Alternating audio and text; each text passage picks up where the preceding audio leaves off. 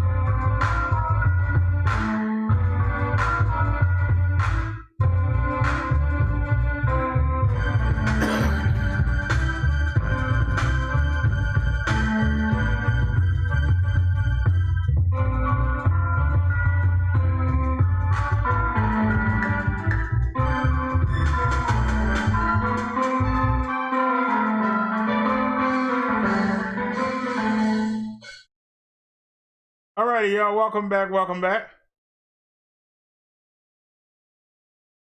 Oh, okay, that's me. Okay, I can't give myself a wrench.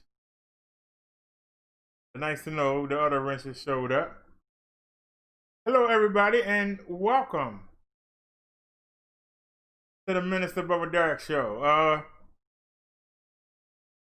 We had a little oops. Somebody asked me to take the stream down. They wasn't comfortable about us talking about them. And out of respect, I took it down. So that's the third stream in a row.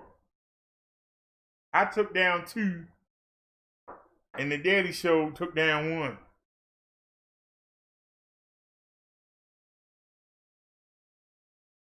Naya says you're multiplying like a gremlin.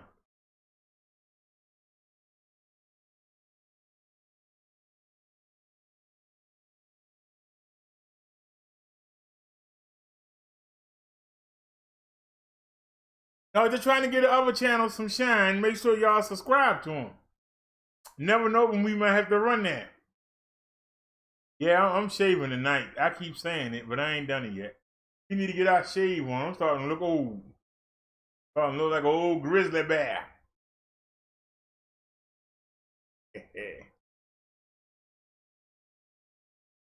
All righty, trying to give everybody a chance to come back in the room. Oh, I didn't tell nobody who's back. Let me play one more song here. That was an instrumental.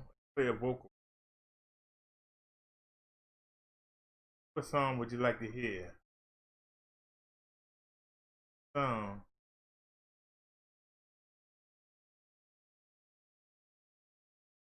How about Stumbling? Who crying about the battery now? Yeah. Who crying now? Rodero. Who the one battery? The one man show. You had to hang on so to get on. A lot of track. But not true. I don't know how you only 15%. Wait, I said, can you feel that? Oh, yeah. Nice to smell. Oh, Lord, I'm not worthy of your love, because your grace is the last thing I think of. I don't want to feel the wrath of your anger, but I keep stumbling into danger. There you go, you alright. I let myself back into a life of sin. Can you forgive me again? I'm only flesh, but deep down I have a zest. I keep failing the devil's test. This means I'm not ready.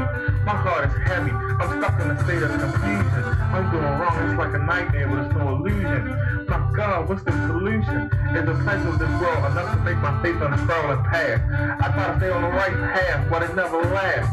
I don't want to feel the wrath of your anger, but I keep stumbling into danger. I feel like a marked man. I know you understand that this agony is part of your plan.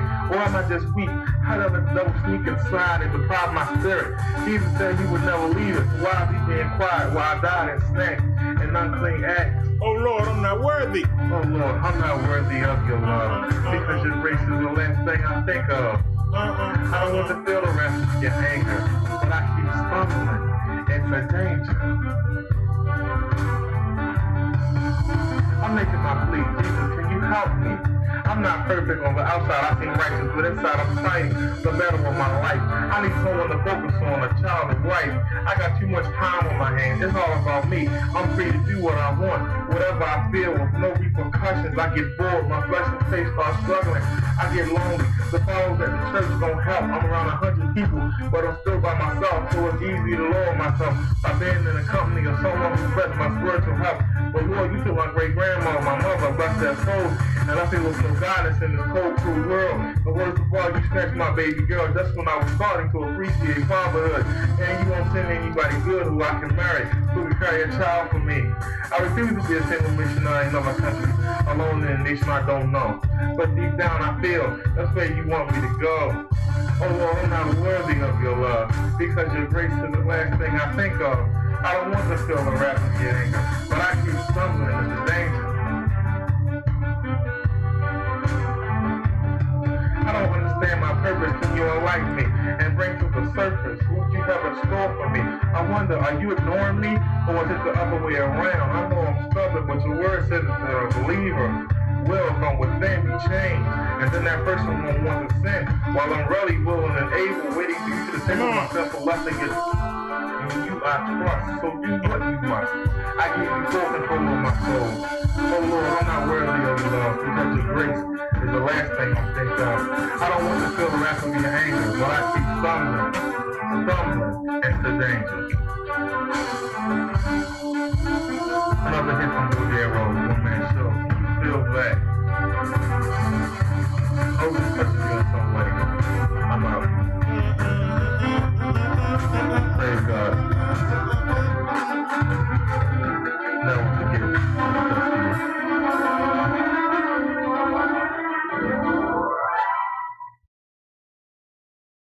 That's how you end the song. You don't just cut the music off. They cut the music off because they stole somebody else's music. That's why they don't have no ending. They just turn the sound down.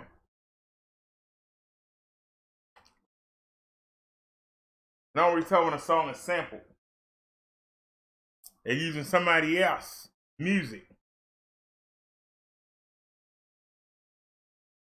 Welcome back to the show, everybody. Welcome back to the show. TGIF, thank God it's Friday. Wait a minute, I can't find it now. Where are you, sweetie?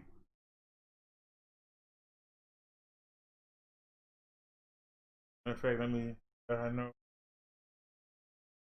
you're live. Now, we heard our boy Willie. We heard Willie D. Bump, bump. Bump, bump, bump, bump, bump, bump, bump.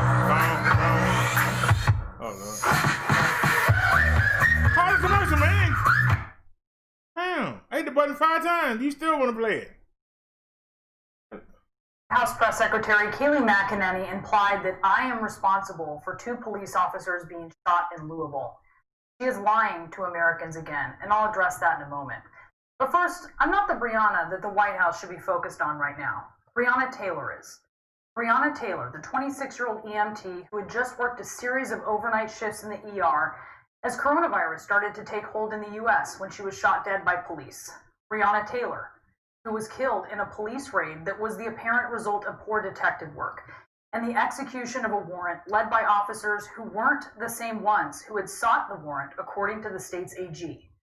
Breonna Taylor, who police thought was alone in her apartment because they missed the very important fact that she was actually with her boyfriend Kenneth, who legally owned a gun and discharged that firearm at police, wounding one when they entered Taylor's home, and he mistook them for an intruder by his account.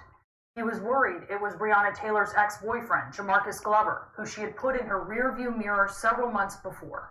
Who? What did she say? She said it was who?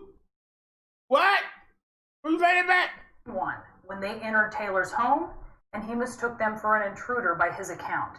He was worried it was Breonna Taylor's ex-boyfriend, Jamarcus Glover, who she had put in her rearview mirror several months before. What? What'd she say? What did she say? Give me that again. Discharged that firearm at police, wounding one when they entered Taylor's home, and he mistook them for an intruder by his account. He was worried it was Breonna Taylor's ex-boyfriend, Jamarcus Glover, who she had put in her rearview mirror several months before. So, hold on. Somebody else is saying it. Y'all don't hear me when I say it. Maybe you hear it when you hear somebody else say it. Maybe you hear it when you hear it from somebody of a different race. Maybe you believe it if you hear it coming out of a woman's mouth. Ah! But I thought y'all said he didn't say that.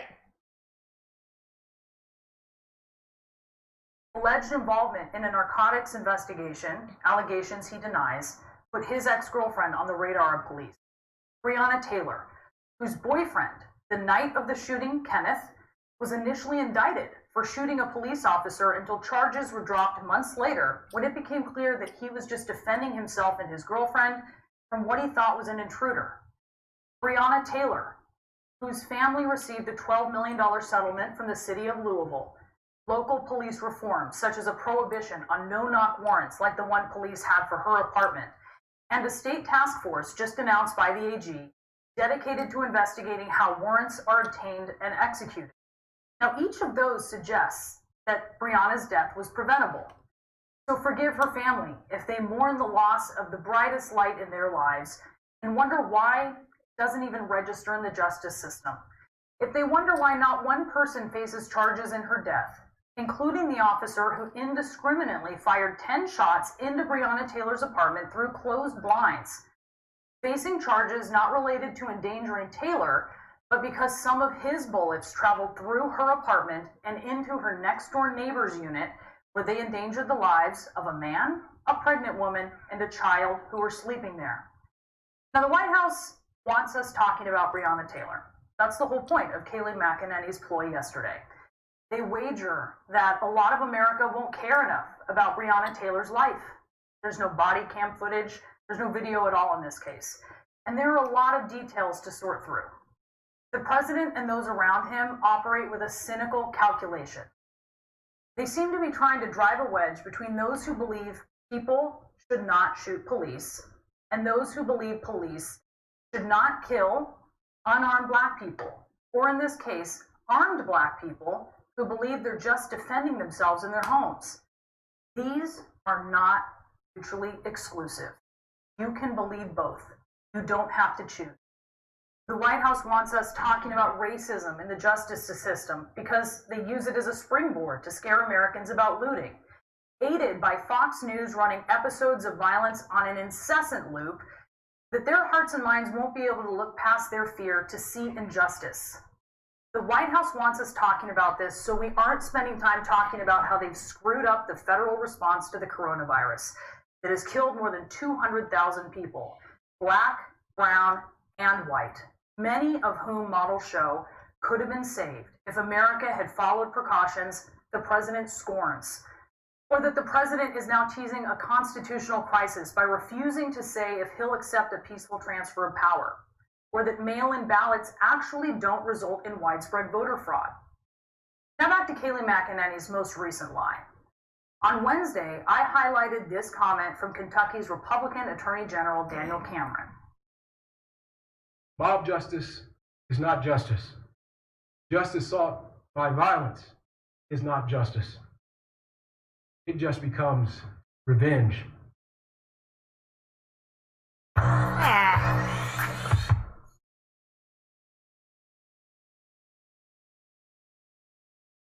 It was a deliberate and unmistakable choice of words.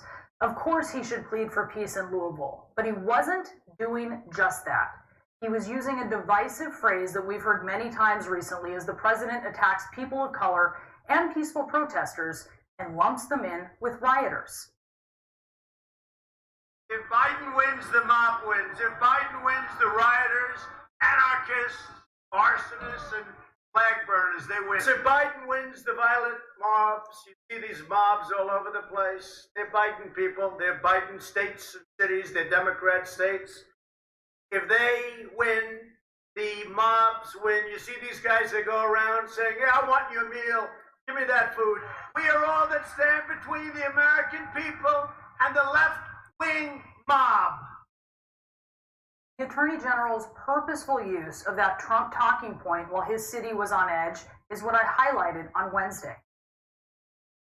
To have him associated with that convention and Donald Trump's message about mobs and law and order and riots and all the pejorative terms that he's attached to people who are peacefully protest, I just think it left something to be desired and probably undermined his credibility to a certain extent. And to that point, I wonder what both of you think of that. I question the judgment of the Kentucky Attorney General saying, quote, mob justice is not justice. He said it becomes revenge. And, you know, that's not being said in a vacuum, Laura, because that word, the mob, and the president having said that if Joe Biden wins, the mob wins, that's what he says. We know this is very politically loaded language. It's already been seized by people on both sides of this debate about what we are seeing in this fight for criminal justice reform in the country. I wonder what you thought about him choosing those words when clearly this was something he chose his words carefully. Now that night, Tucker Carlson chummed the waters of Fox News with an edited down version of that moment. CNN knows that mob justice isn't just worth having. In fact, it's the substance of the Democratic platform in 2020. So they attacked him for saying it. Watch this. I question the judgment of the Kentucky Attorney General saying, quote, mob justice is not justice. He said it becomes revenge.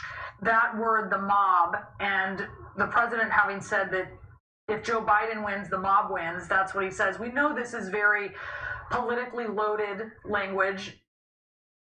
Look at yourself in the mirror, CNN anchor. What are you doing? You know what you're doing. You're encouraging violence.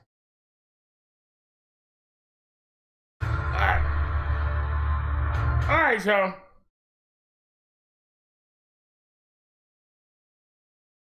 Pause that. I hope that y'all see what's going on. I hope y'all see what's going on. Donald Trump is trying to use the rioters to scare the white people into voting for him. The scared white people, he trying to scare them into voting for him. A vote for Biden is a vote for them black people coming in your house. That's what Trump is saying. And this lady is trying to point it out nicely. I'm not going to be nice. I'm just going to tell you the truth. He's trying to convince white people that if you vote for Joe Biden, black people going to come into your house and take what you got. Rape your daughters and take your TVs and your computers. Because a vote for Joe Biden is a vote for black mobs to come in your house. That's what Trump is saying.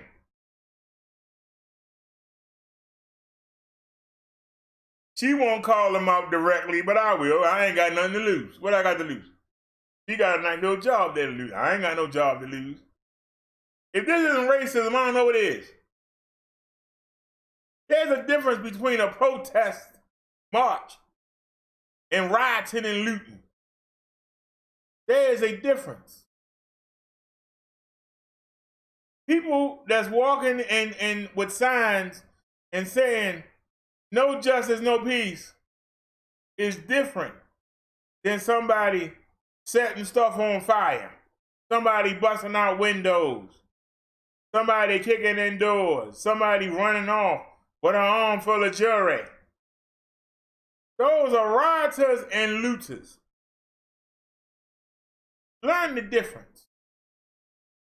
Somebody just marching is exercising their right. And they have a right to protest. And no politician who they pay, no police officer who they pay, no National Guardsman who they pay have the right to tell them that they can't protest. They pay for everything. How you gonna tell somebody who paying for something what they can do? Now, if the scared people that's hiding in their gated communities, if they worried about them out there marching, then they need to be out there marching because they are their equal.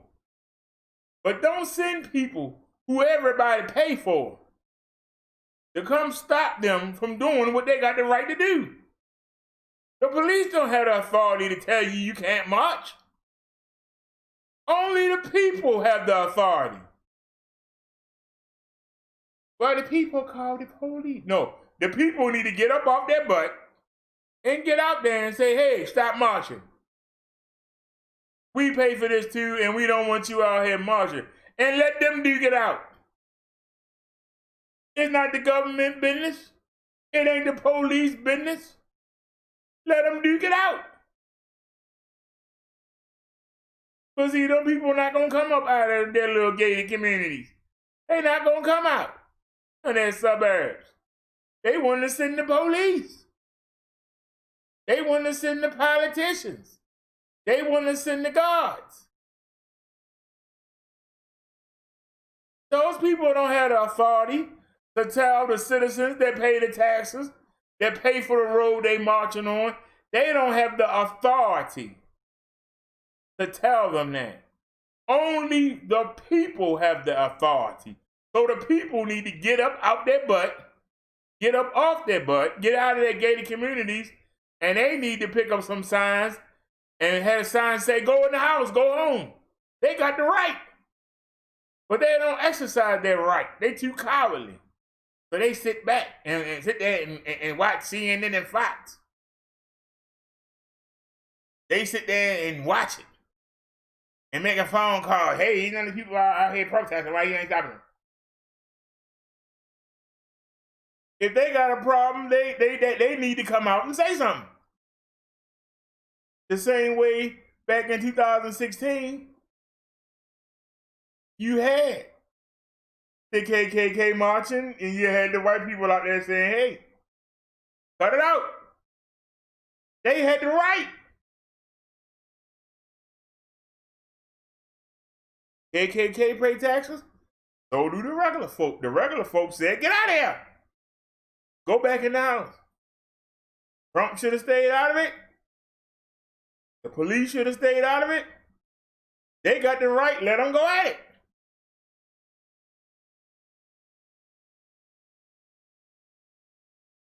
Step back. Hey, both of y'all pay me.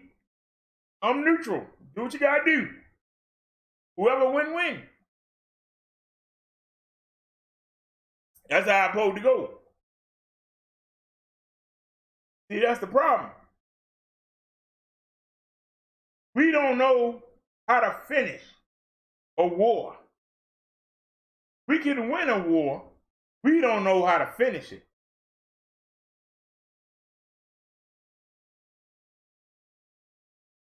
We had the war in Iraq. We should own Iraq. We should own it. But nope. We got our soldiers over there waiting to get attacked by the Taliban and ISIS. Why? Because we didn't take it over. Why do we have to keep soldiers in areas for years? If we beat everybody up, this is our place. We need to go in there and take it over. But no, we let the same people stay in charge. And then they wind up sneak attacking our young men and women that are over there trying to maintain peace. Why? If we beat you up, we supposed to take over. Why don't this country do that?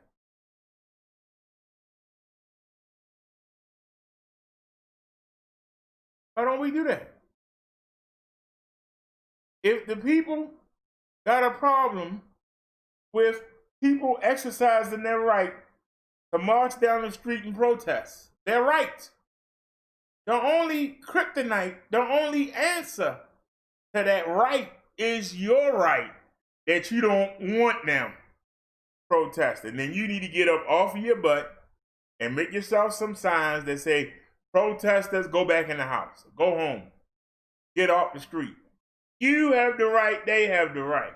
Police don't have the right to tell you to get off the street. Politicians don't have the right to tell you to get off the street.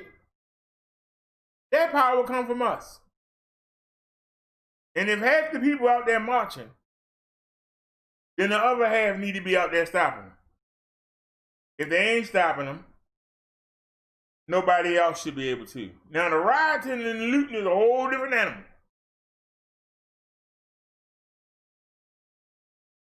The rioting and the looting is a whole different animal. That's a whole different story right there. And yes, people out there rioting and looting, then the law does need to go. Because not even the majority of the protesters want to see that happen. But as far as people out there voicing their disapproval of a court system that they pay for, you cannot send people that they pay to go beat them up. That doesn't make any sense. And you can't lump together peaceful protesters who have the right to protest. You can't put a curfew on them. They pay for everything. How you going to tell them? That's like the kids telling the parents when they go to sleep. Parents pay for the house, pay for the food, pay for everything. The kids going to tell them, go to sleep. Go to bed, mom and dad. We pay the taxes. You can't tell us nothing. If we want to go out there and tear it up, what you going to do about it? You work for us. You work for us. We don't work for you. I think that that's something that got lost in the translation. The police work for you. You don't work for them. They ain't no better than you. They can pick up a gun, so can you. They can pick up a taser, so can you. They can pick up some handcuffs, so can you. Ain't no difference. They wear a badge that we give them. They wear a uniform that we give them. They ride around in a police car that we pay for. But they want to tell you what to do. How somebody who works for you tell you what to do? Go to work tomorrow and tell your boss what to do. See how long you be employed there. See how long you be employed there. But you got these Republican senators. You need to get back to work. We ain't paying no unemployment. You need to get back to work. There ain't no work. Make some work. You sitting there all comfortable off my tax money when I had a job and could pay it. You're going to tell me to do something. Why don't you give me some of my money back?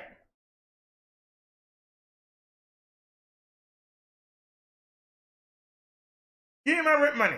I pay the rent. And we'll sit around and wait for y'all to make y'all a decision. Y'all been sitting around since May. Why don't you pay my rent till you make a decision? Since you getting your money, but there ain't no jobs because of this daggone disease. But you keep telling me to go back to work. You don't want to give me none of my own money back so I can get by. So I can keep my house, so I can keep food on the table.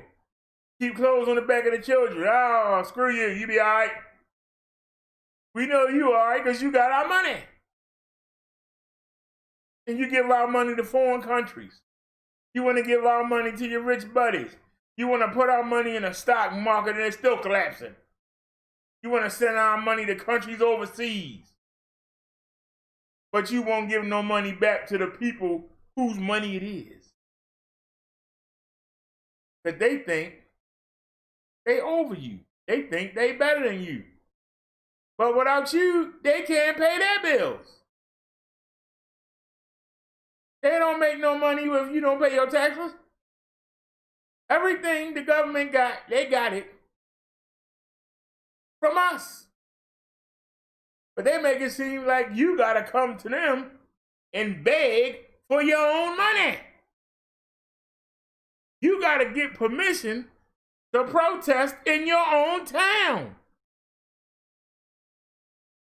What happened to the land of the free and the home of the brave?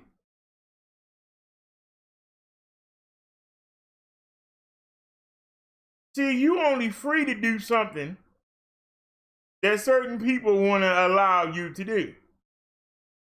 But when you exercise rights that make them feel uncomfortable, they want to slow your roll. As long as you doing stuff that ain't bothering them, nothing that they care about, they go ahead, knock yourself out. Wait a minute, can't do that. Nah, I don't approve of that. Why I care about what you approve? Why do I care what you approve about? You work for me, Mr. Senator. You work for me, Mr. Mayor. You work for me, Mr. Councilman. I don't work for you. You ain't gonna tell me nothing. And when you tell me something, I tell you, get out my face, what do? I'm gonna call the police. Where's security? Security? Police, security, police. So you don't have the ability to make somebody do something without using something else that we pay for. Because we pay you, and then you go use people who we pay for to come beat us up. Where's the democracy at? I'm asking the question, where is the democracy? I don't see it.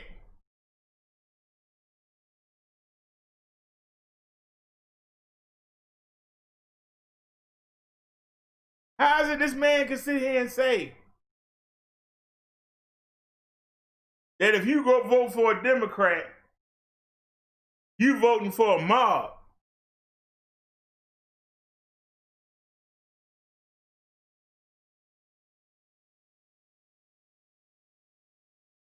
What does being a Democrat have to do with the fact that the police are going around? It ain't all the police, but it's enough of them that they got our attention. And they can't stop doing it.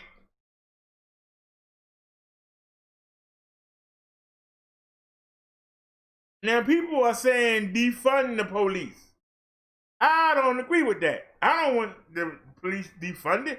I want you to get them old heads out of there. Get rid of the old boy network. Get rid of the road cops. And train the police to get rid of that attitude, because they're not better than the people they serve. And notice the word I said, serve. They serve. That police don't pay you no money. You ain't paying me no money. You can't tell me what to do. You don't put food on my table. I put food on your table. How you gonna tell me what to do? I don't care if you got a gun. You ain't gonna tell me what to do. Like, I can't go get a gun? Got your little nightstick? I can get a nightstick too. But you work for me. And what's gonna happen is the day is coming. And I might get flagged for this, but the day is coming. The day is coming when the people gonna go to all the police stations in every city and state, and they gonna kick some butt. And who gonna stop them? Who's gonna stop them? There's a coordinated effort. When people get tired and they start rushing at the police stations, who's gonna stop them?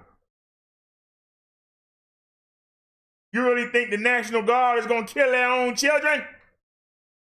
You think the military is gonna kill their own families? That's what it's coming to. It's gonna get to the point where they're gonna have to go in there and tear down the state houses and kick everybody out of it. They're gonna have to go to the police station, kick everybody out of it. Go to all the mayors and the city councilmen and the districts and all that and kick them out of there. That's what it's gonna come to if we want a real United States. We're gonna have to get rid of this stinking government. We're gonna have to get together and agree on something and stay agreed. Not just agreeing for the minute. And say we want to change. Can't nobody stop us. You got 3,000 soldiers. We got 3 million people.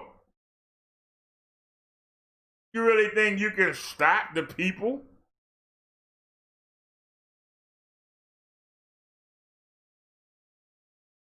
What's the other countries gonna say when they see people fighting the military, see people fighting the police, see people fighting the National Guard? What do you think the other countries? Will they join in like we join in? Will they start arming the rebels like we do? Will they start arming the people? Then you ain't got no advantage. Because while you sitting in your little bubble, when you come out on the street in the neighborhoods, you know, people be hiding in trees. People be digging underground places to hide. You walk by and get shot. You look around, don't see nothing. Because you don't know the neighborhood. The people can take over this country anytime they want. They can take over this country anytime they want. They just not united. If one person could unite everyone, change will be instant. You can get everybody to get on the same page. And that's why they spend all this time dividing you. Republican, Democrat, Episcopalian, Catholic, Amish, Jew. They just keep separating you, putting you in little groups. Put the Indians up on the reservations. Keep everybody separate. Keep everybody separate so that we can't unite. That's what the difference is. When somebody can unite all groups, who is that person? They can get all groups.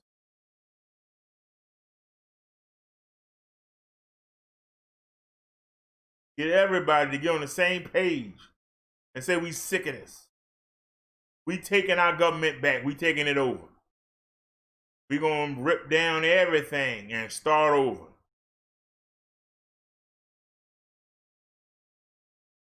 We're gonna put our own people that we want in office.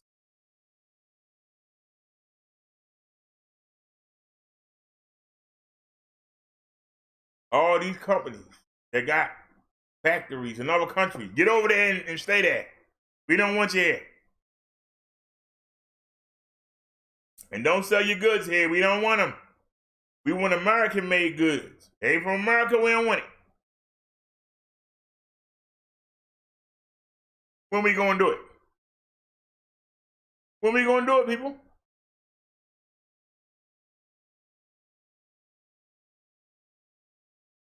$330 million people in this country. The military got 100,000 people. 100,000 people can stop 330 million. Everybody pick up a gun, a bat, golf club, whatever you got, table leg, and come out swinging. You think 100,000 people can take out 330 million?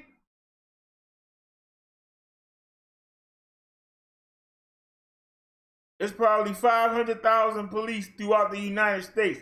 You think they can stop 330 million people all coming at the same time? No.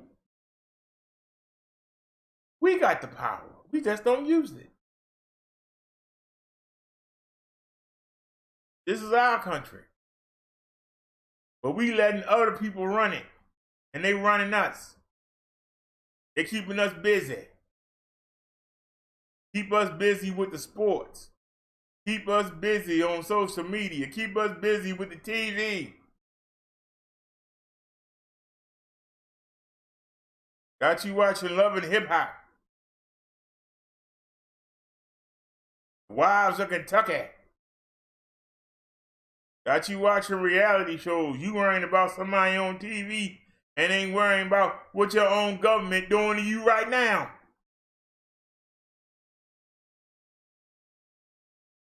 When somebody with charisma gonna speak up? Well, I live to see it. Man, I wish I had. I wish I had the charisma to get people galvanized. I go around from state to state, getting people galvanized. I'll probably be dead in a year. It's getting too strong. We gotta take them out. He's getting too many people behind him.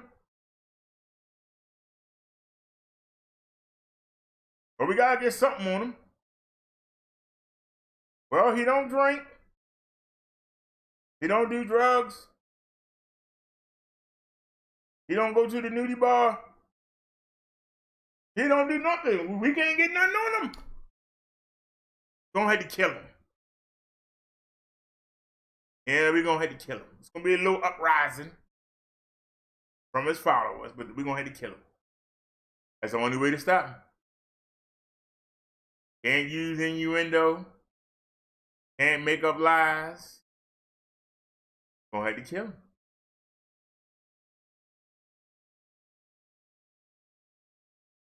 Who's gonna take that role? Who has the cojones to take that role? Whoever it is, I'll be your right-hand man, advising you what to say and do. I need somebody with that charisma. Get started. Get started Monday if you like. Anybody want to volunteer? Anybody got the charisma to galvanize people. Get people to get right, yeah. That's what I need. I need somebody with that charisma. We had a Martin Luther. We had a Malcolm X.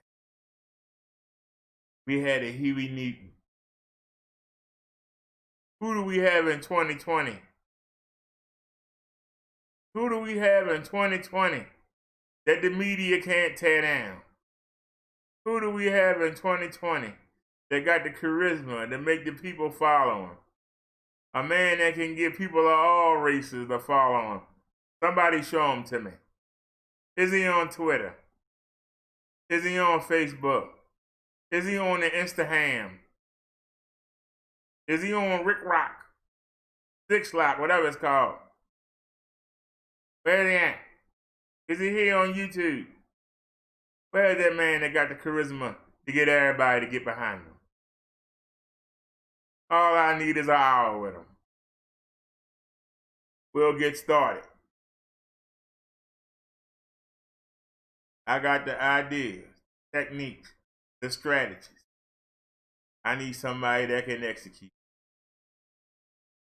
God don't give you all. He gave me the ideas. Who got the cojones to execute them? Who got the charisma? Who can get the people going, no matter how old or young they are, no matter what color they are? Who can get them riled up and say, let's go? When I talk to people, the room empty.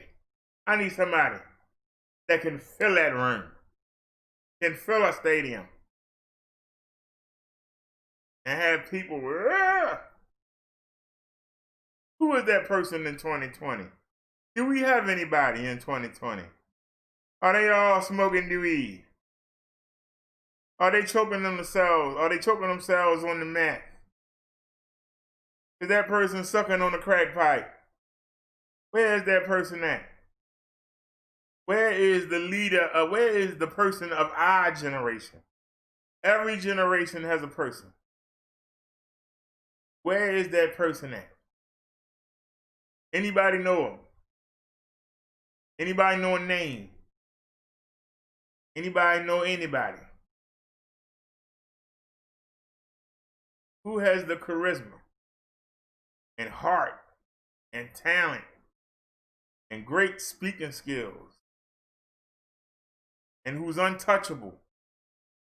Meaning they don't do anything. That's God-fearing. That don't sleep around with women loosely. That don't smoke weed or drink. Who is that person that's actually taking care of their children, taking care of their wife? That's not even enough. Look how they treat Barack Obama. Look how they treat Barack Obama. A man that's there for his kids. A man that's been with his wife. A man that's never been accused of cheating. They talk about him like a dog. I need somebody that can even transcend Barack Obama. Because he can't do it. Who can we get? Turn this country into what it's supposed to be. But we can take it over. But we can rewrite the Constitution. Rewrite the laws to reflect all people, not just one race of people. Constitution outdated. Pledge of Allegiance is outdated. National anthem is outdated.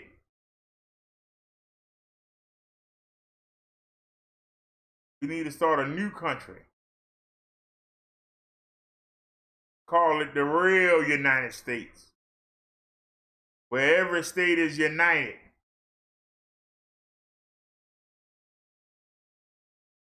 And have a president that actually knows what goes on in every state that's united. Not Well, you know, them bumbling idiots over there and them bumbling idiots over there. No. But when you ask them what's going on in the state, hey, I don't know. But you talk about they bumbling. How you know they bumbling if you ain't been there? Well, you know,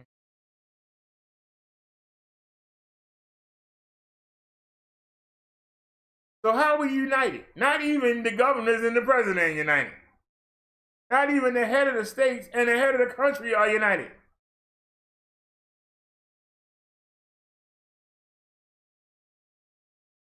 What's united about these United States? I come here and say it every day. Where is the unity? Why doesn't the right hand know what the left hand doing?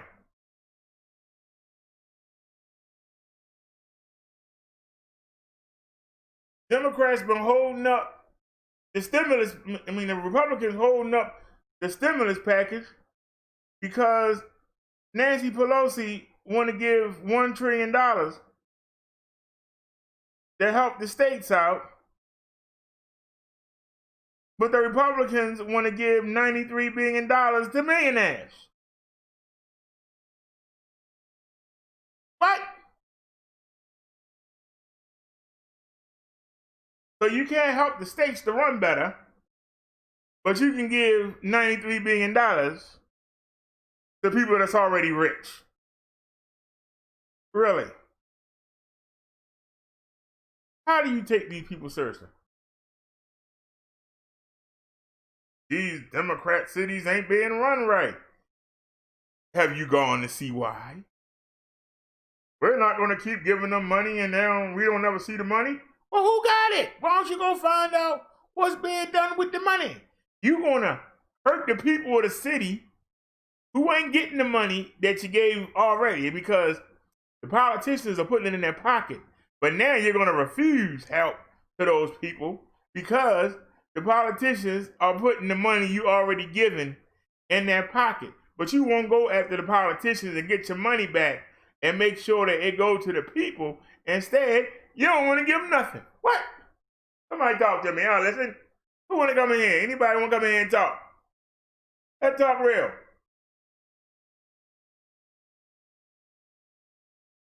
Somebody come talk to me.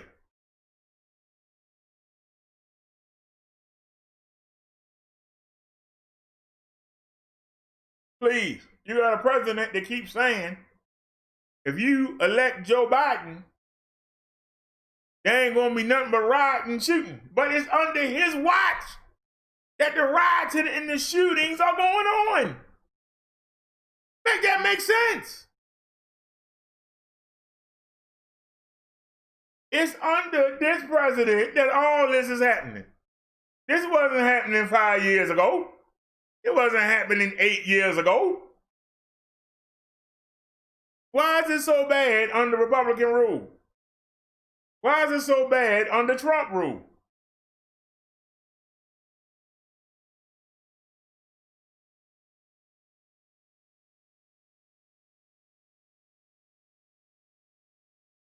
Because see, the Democrats could say, and I'm not with Democrats, but the Democrats could say the same thing that Bush said. Bush said that the things that Ronald Reagan did, Clinton benefited from. Then why didn't Bush Sr. get reelected? I'll listen.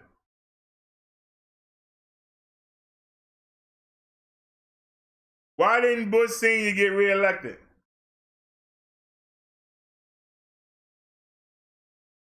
We know that Bush Jr. left a mess for Obama. But the 8 years of Obama, if you ignore the black men getting locked up for dumb stuff,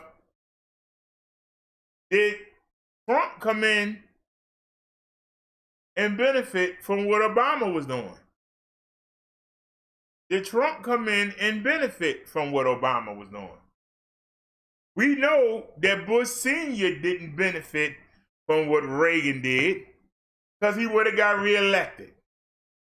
They threw him out because the economy was so bad. But they tried to say that what Reagan did is the reason why Clinton had such good years.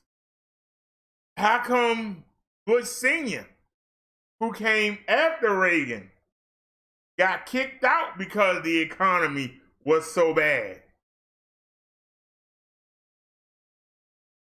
Anybody want to come comment on that? I'll listen. We talk about real stuff here. You want to talk about somebody not having no edges? You want to talk about what kind of car somebody driving?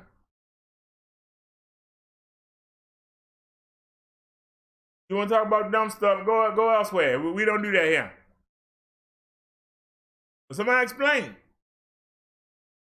Republicans tried to say that Bill Clinton had great years in office because of what Ronald Reagan did in his 2 terms. But how come his vice president, George Bush Sr., got kicked out? I mean, he got kicked out.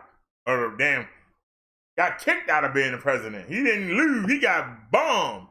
Why is that? Economy must not have been doing no good. So Reagan didn't do nothing for Bush. Bush got kicked out. But they don't want to give Clinton credit for doing a good job. Then Bush Jr. came in. He spent more money because all Republicans complain about, Clinton spending so much money. Bush Jr. came in and spent more money than anybody. But they're responsible, right? Republicans are responsible. Spent all their money on them wars because the man said he wanted to kill his father. Got us in debt up the wazoo. And left Obama a mess. Left Obama with nothing.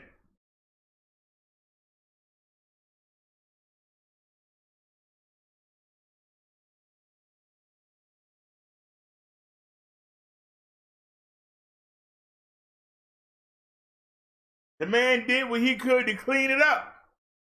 Getting beat on all the way.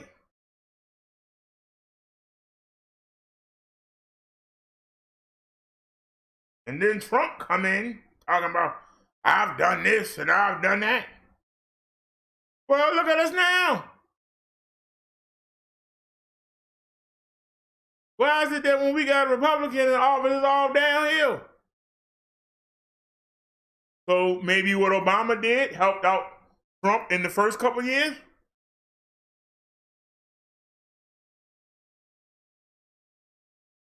But look at how he tore it down. You can't even go to a restaurant because of Donald Trump.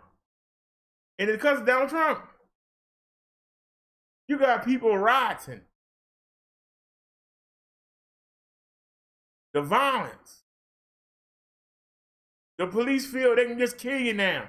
Because Donald Trump the president. You got the Klan who was forgotten about. You got them reactivated. They finding people hanging from trees now.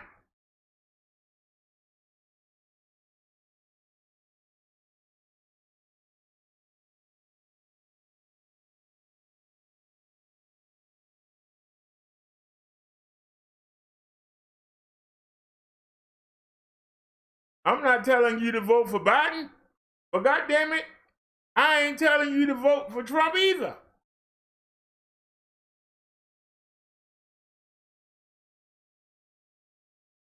Do you want 4 more years of this?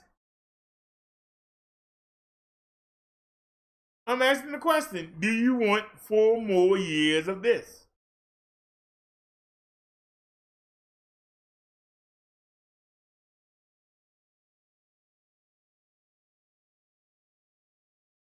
Because I know Clinton would have done a better job with this pandemic. I know Obama would have did a better job with this pandemic. Will Bush Sr. or Jr. have done a better job? I'm not sure. I don't think so. Did Trump do a good job? Hell no. But you want to put your faith into somebody that's losing. You betting the rent money on the game and you're going to pick the losing team. You ain't gonna put your money on the winning team. You gonna put your money on the losing team. And then be sitting out in the street talking about, I thought you was gonna do it. And my kids is homeless now. We thought y'all was gonna do it. You vote for Donald Trump, you voting on the losing team.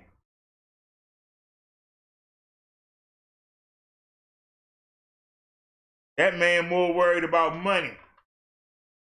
More worried about what's going on in Israel, in the Middle East, in his own country.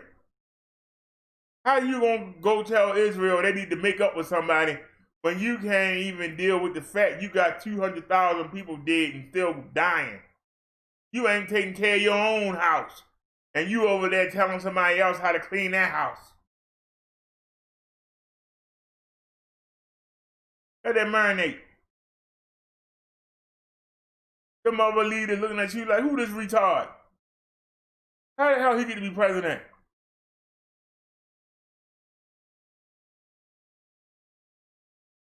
Women running around cussing, got their boobs and thighs out, shaking their butt every time some music come on. He gonna come over here and tell us something?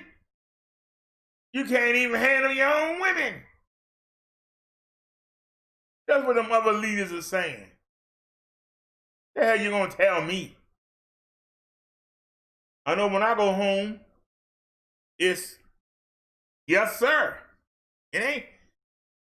Took you so long to get home. Where you been at?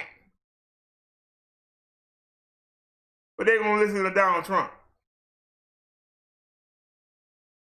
They laughing at him behind his back and he know it. They see him as a joke. They see us all as a joke.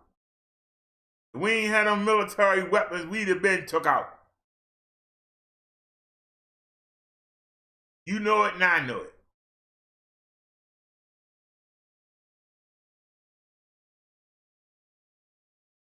They scared of our weapons.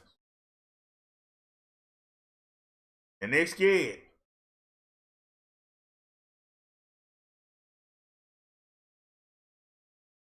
But they know we'll use them with no mercy. We don't even take care of our own. Why do we have homeless people? Yet we trying to tell other countries how they should run.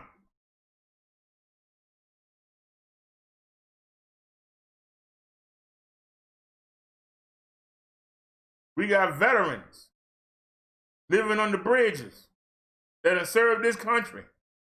But we want to go tell some other country how they should run their country. They should be like us. In other countries, old people are revered and respected. In this country, we throw them in the nursing home. Tell them to shut up. Shut up, old man. Don't tell me nothing. I don't want to hear about how it was when you grew up. We running this now. Shut up. But they supposed to listen to us. I tell the truth. Anybody want to come in here and challenge anything I said? Anybody? Got to go on there. Come on in. You don't need to show them a video. Let's have a good conversation. Who wanted to come in and debate me? Where all the Trump lovers at? Come on in here. Explain to me why I should endorse that lying douchebag, that racist pig. Tell me why I should endorse him.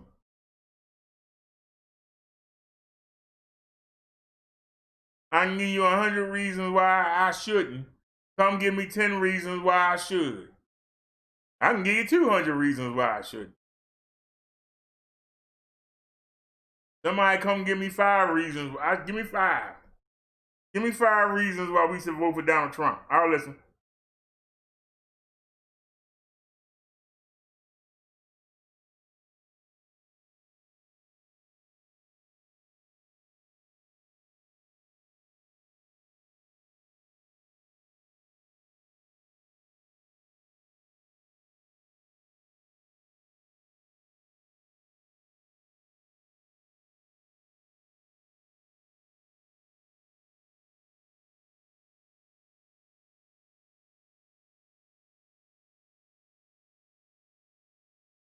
All y'all want to cry about is racism. It's white supremacy. No, it ain't. White people don't even care about themselves. Most of the people homeless is white. People living in trailer parks, most of them white. Most of the people on food stamps is white. They don't care about each other. You expect them to care about you, dummy? We need to get together and get our own stuff. Stop worrying about what they're doing.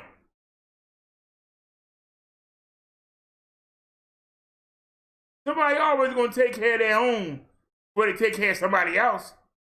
They don't even take care of their own.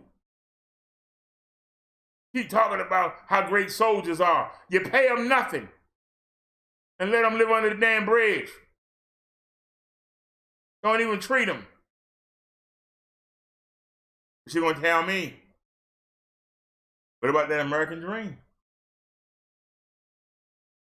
Only a third of the people living that American dream in this country.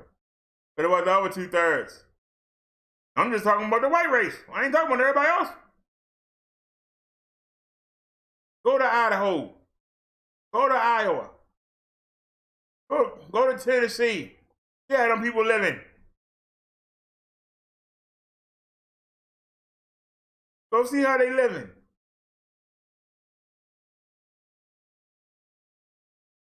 They ain't rich. They ain't got mansions. Go to Ohio. Go to Michigan.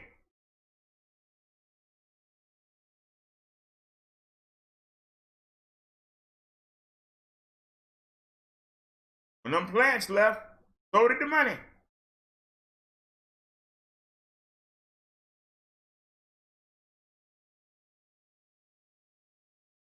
You see, what you don't even realize is the rich people section themselves off. The well-to-do section themselves off. The middle class section themselves off. The lowest class just stuck in the middle of the daggone cities.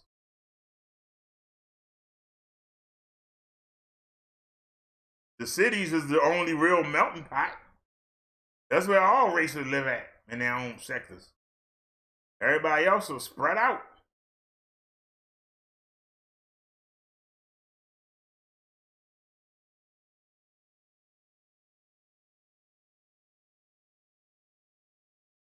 Nobody want to come in here and tell us why we should vote for Donald Trump? Anybody?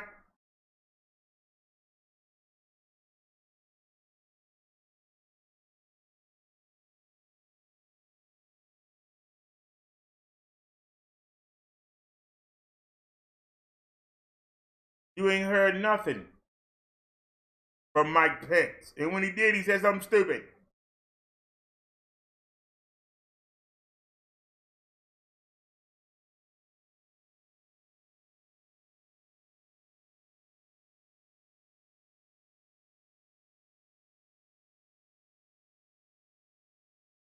Y'all should hope that Biden get in there.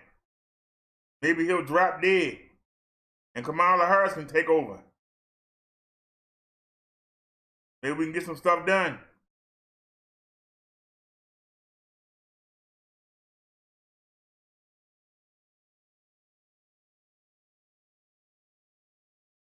Old boy network could have a seizure.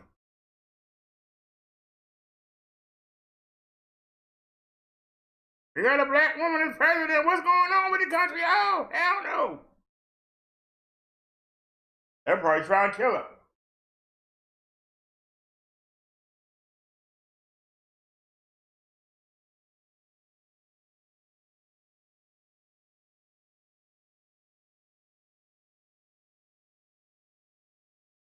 She had to walk around with a whole bulletproof bodysuit on and a helmet. Boy, she come out and give a speech.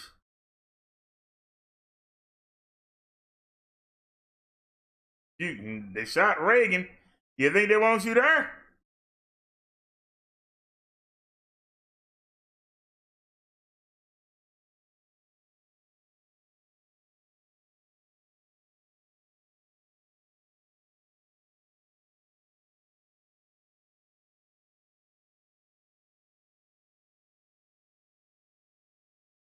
Somebody might get Biden just to see what would happen.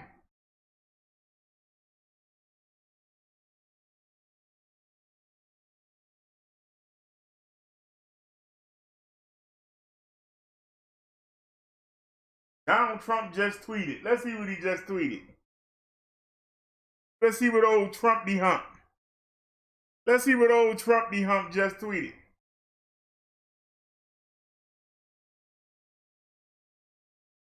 Trump the Hump says Governor Andrew Cuomo of New York wants to put New York at the end of the vaccine list and that he doesn't trust the FDA or federal government, even though the vaccines are being developed by the finest labs in the country, which he trusted us on nursing homes. Well, Donald Trump, why should he trust you? Why you didn't close down the airports in New York? Why should the governor of California trust you? Why didn't you close down the airports in California? Isn't that how the disease got in the country? Why didn't you close down the airports in Portland? But if we look at the numbers, I guarantee you, the 3 entry points of it coming into the country, I guarantee you that 2 of the 3 are not in the top 3.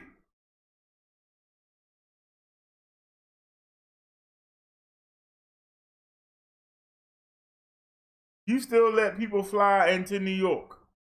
That's why New York got hit. You still let people fly into California. That's why California is number 1.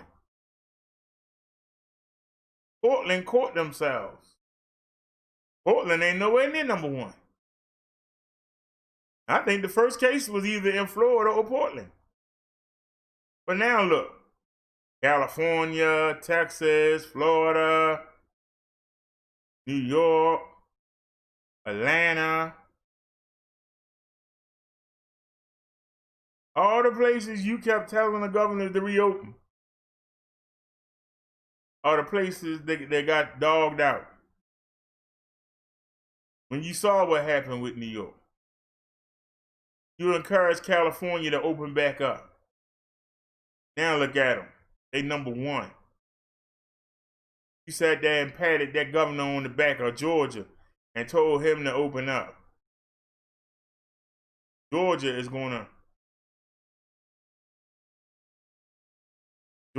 on pace to take out New York.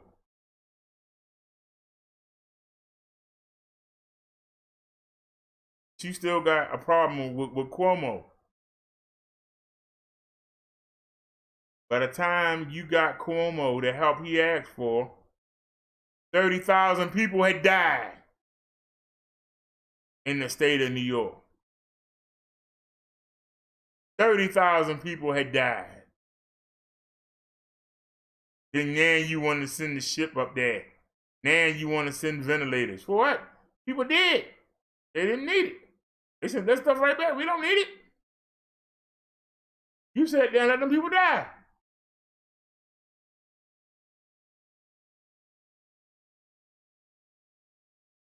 Complaining and mumbling. Mumbling this, mumbling that. Then when you finally do something, it's too late. Problem with Republicans, they're too late.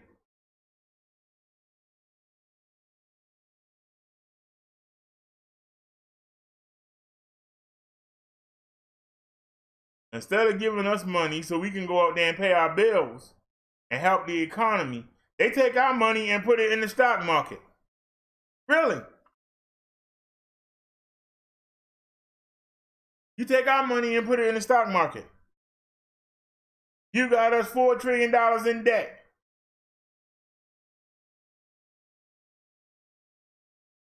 But Canada can give their people $2,000 a month for 6 months. And you crying about $1,200 one time. But you 3 or 4 trillion in debt to other countries. So it's okay for the government to be in debt. Maybe that's why you don't care about the people being in debt. Because you allow the government that you represent to be in debt. Maybe you don't mind. Hasn't Donald Trump applied for bankruptcy like 9 or 10 times? Maybe that's why he don't mind the government being in debt. But see, long as it's in debt, giving his buddies money, but the American people who money it is, you can't get them none of their money back. No, we ain't gonna do that. We're not gonna do that.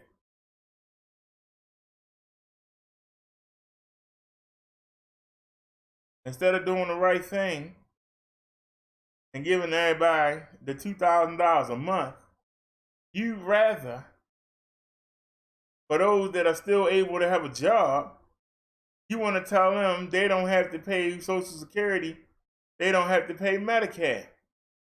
Well, duh, who's going to pay for them when they get old?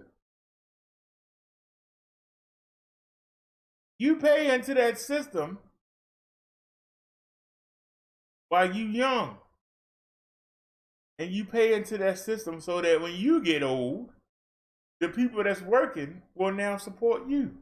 You supported the people that were before you, and then the people after you come support you. When you pay those taxes, you are taking care of the people on the system now. And then when you come on the system, the people that are working take care of you. That's how it works. If you don't take out the money, who's going to pay for these people when they get old? Where the money going to come from?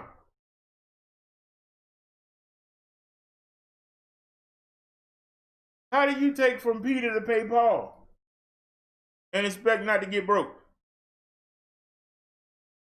You're going to break the Social Security system. If the government shut down,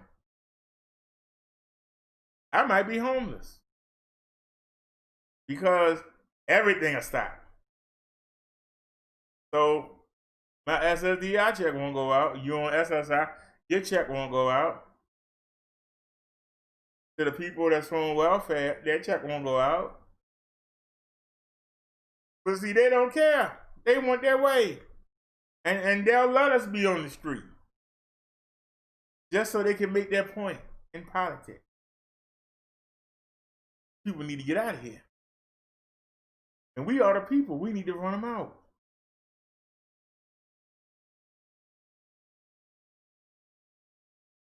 October 1st is the shutdown date.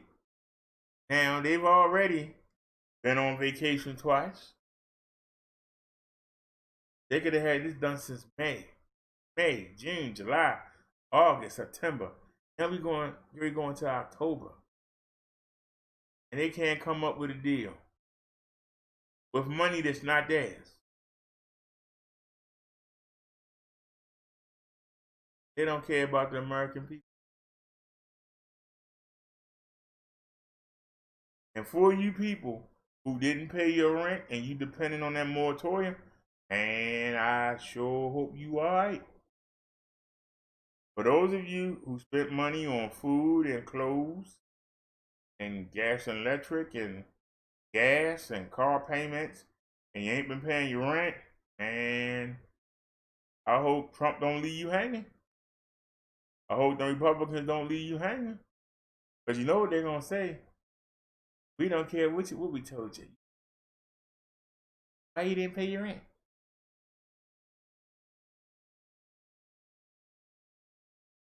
You knew when you was in the market that money was.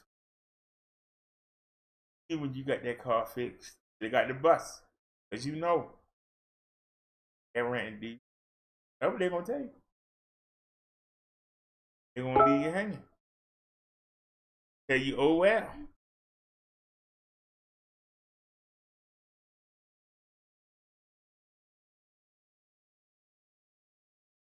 Now you send us a link.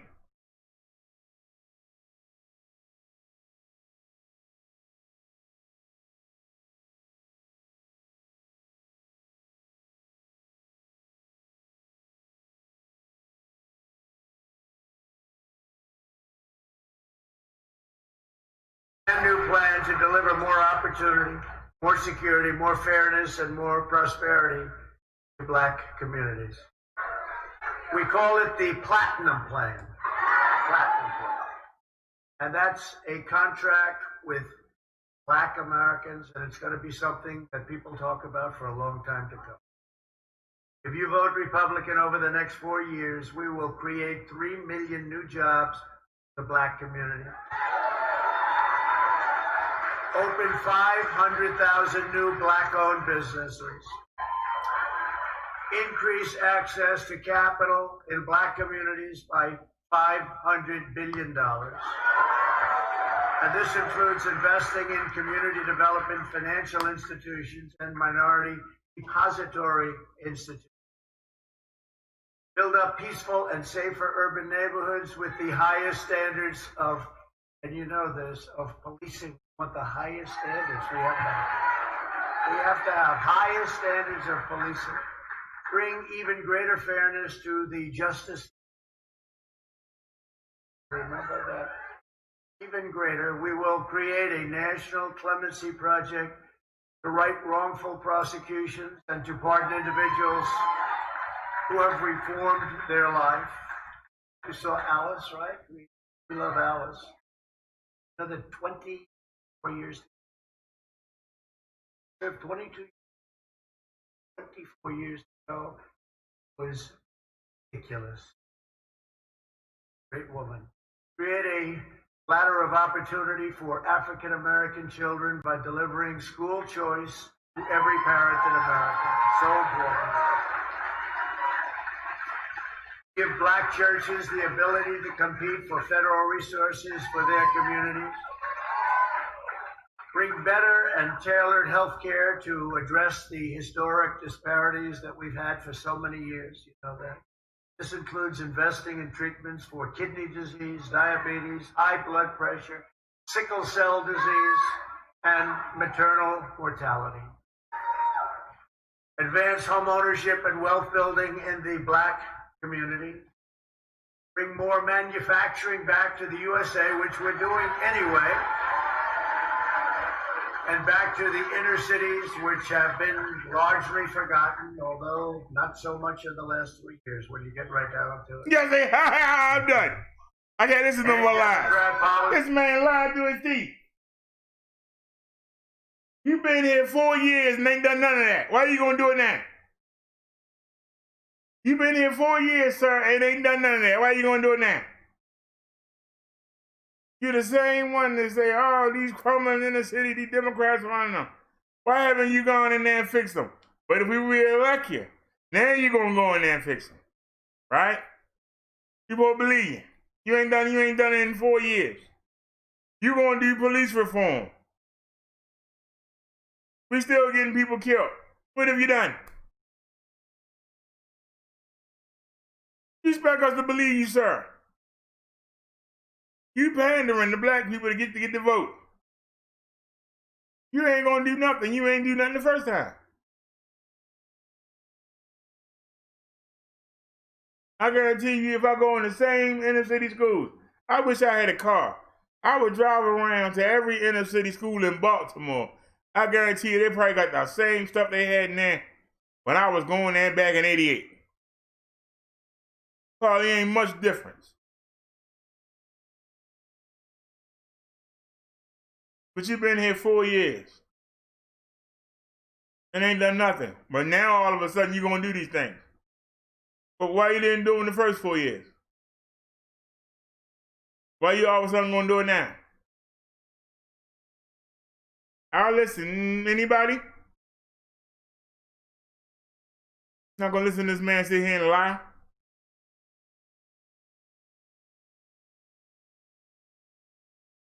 Now I said give it a chance. The man had 4 years. They ain't done nothing to what he just said. Why are you going to do it in the next 4 years? Come on now, I'm listening. He ain't done none of that in the first 4 years. Why he going to do it now?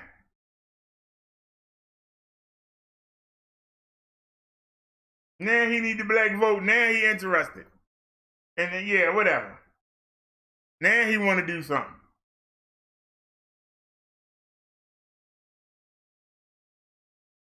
Now they say give it a chance. We gave him 4 years. He ain't done nothing.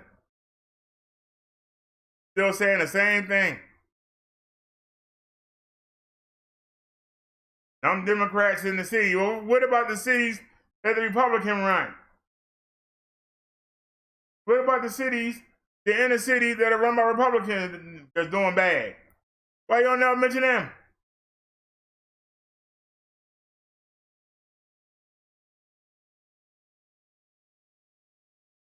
Nobody want to listen to that man lie. That man had 4 years, ain't done nothing. What makes you think he gonna do something in the next 4? I'm listening. First 4, he did nothing. What makes you think he gonna do something now? Now he needs your vote. Now he gonna talk to you. He needs your vote, now he care about you.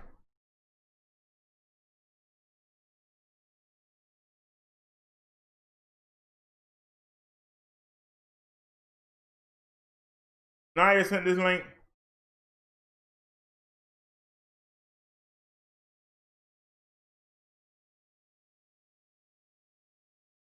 Lawyer says cop shot Jacob Blake after hearing a mother's desperate plea. He's got my kid. He's got my keys. That just, let's listen to the story first. So I'm going to comment. Police officer, let's get a look at him. Look at this wuss. Look at this little skinny cat. Look at him. Police officer Rustin Shesky had told investigators that it wasn't just his life he was defending when he fired his weapon 7 times at Jacob Blake last month in Kenosha, Wisconsin. He said he used deadly force during the chaotic encounter because he was afraid Blake, while attempting to flee the scene, was trying to kidnap a child in the backseat of a vehicle. He's got my kid, he's got my keys, Shesky heard a woman say, according to attorney Brendan Matthews, who was representing the officer.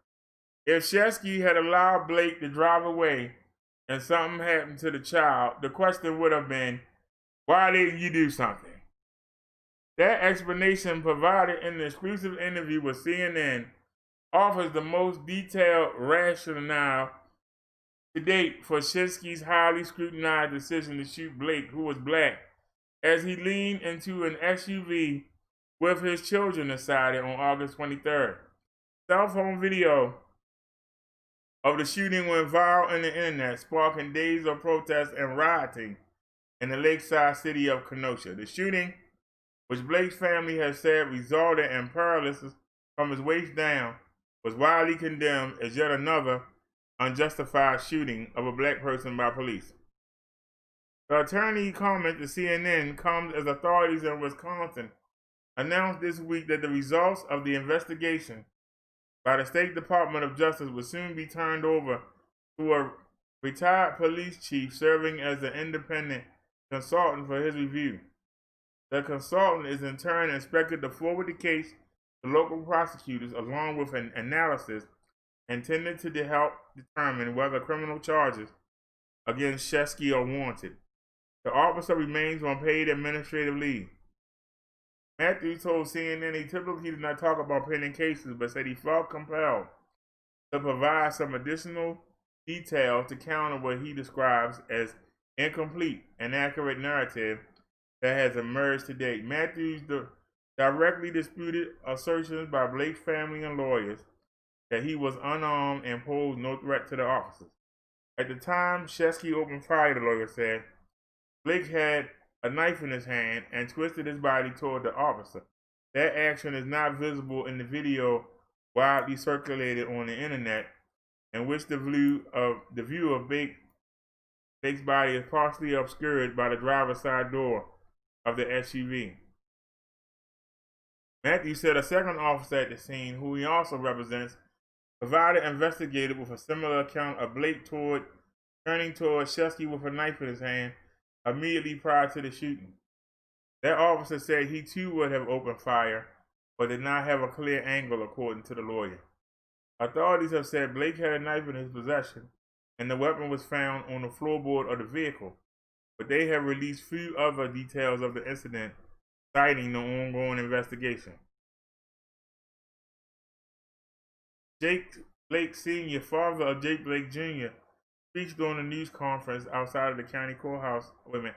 CNN reached out to Blake's attorney, Benjamin Crump, for comment on Matthews' assertions, but did not receive a response prior to the publication. However, Blake lawyers have insisted he never posed a threat to the officers at any time during the encounter, and his father had denied his son was armed. They shot my son 7 times like he didn't matter, Jacob Blake Sr., Blake's father told reporters. But my son matters, he's a human being and he matters. Blake was the aggressor at the scene, the attorney says. But Matthew, who represents the Kenosha Professional Police Association, said Blake was the aggressor in the encounter based on his statements Shesky and Officer Vincent Arenas gave to state investigators earlier this month. The officers, he said, were simply doing their job. Blake has not been charged with any crime stemming from the events of the day he was shot. The shooting occurred minutes after Shesky and fellow officers responded to a call of family trouble in a neighborhood a couple of miles northwest of downtown Kenosha, according to a dispatch log. A woman reported to police that Blake had taken her keys and would not get them back. Blake's family members later said he'd been attending a birthday party for one of his kids. Once at the scene, Shesky watched Blake put one child in the car as he arrived, but was unaware that 2 more children were already in the vehicle, Matthews said. Another officer heard a woman yelling that Blake had her children, he said, but he did not see the kids in the car. Some of what officers say happened next was described in a press release issued by the Police Association last month. According to the police, Blake was non-cooperative from the outset and quickly became combative. When the officers attempted to physically take control of him, Blake actively resisted. An officer fired a taser at him, but it did not stop him, the release stated. When the officer tried to take Blake into custody a second time, he forcefully fought with them and was able to momentarily place the officer in the headlock, the release said. Matthews said that officer was Shesky. Police then tased Blake a second time, and again he appeared unfazed, according to the Police Association statement. At that point, Matthews said officers noticed that Blake was holding a knife. Guns drawn, they demanded that he drop the weapon. Blake, according to the Police Association statement, did not drop the weapon and began making his way around the front of the vehicle toward the driver's side door. A vehicle of the incident shows Blake holding the knife in his left hand as he rounds the front of the car. The statement says, while it appears that Blake is holding an object in his hand, it is unclear what that object is, according to a CNN review of the video. Shortly after the release of his statement, Blake's lawyer disputed the police account as overblown and characterized the officers as the aggressors. Racine White, who shot video of the counter, told CNN's Aaron Burnett he twice heard police tell Blake drop the knife, but that he did not see a knife in Blake's hand. White disputed other aspects of the police account, but said it was possible some things occurred before he began witnessing the incident unfold. The police version of events leading up to the shooting bore some similarity to an encounter allegedly involving Blake at the same address 3 months earlier. In that case, a woman who described Blake as her ex-boyfriend said he took the car and debit card without her permission and made $1,000 in fraudulent withdrawals, according to the court records. He told police at the time that Blake did not have a car and that he would not tell her where he was living, court records state. Blake was not charged with taking the car or money, but was charged with sexual assault and other offenses in connection with the incident. He was wanted in connection with those charges at the time of the shooting. Shesky was aware that Blake was wanted, Matthews said, but did not know the details of the past incident prior to the shooting. Blake entered a not guilty plea to those charges earlier this month. Matthews said that while 7 shots may sound excessive to some people, that number of shots is not out of line with other police shootings in Wisconsin and elsewhere that were later deemed justified.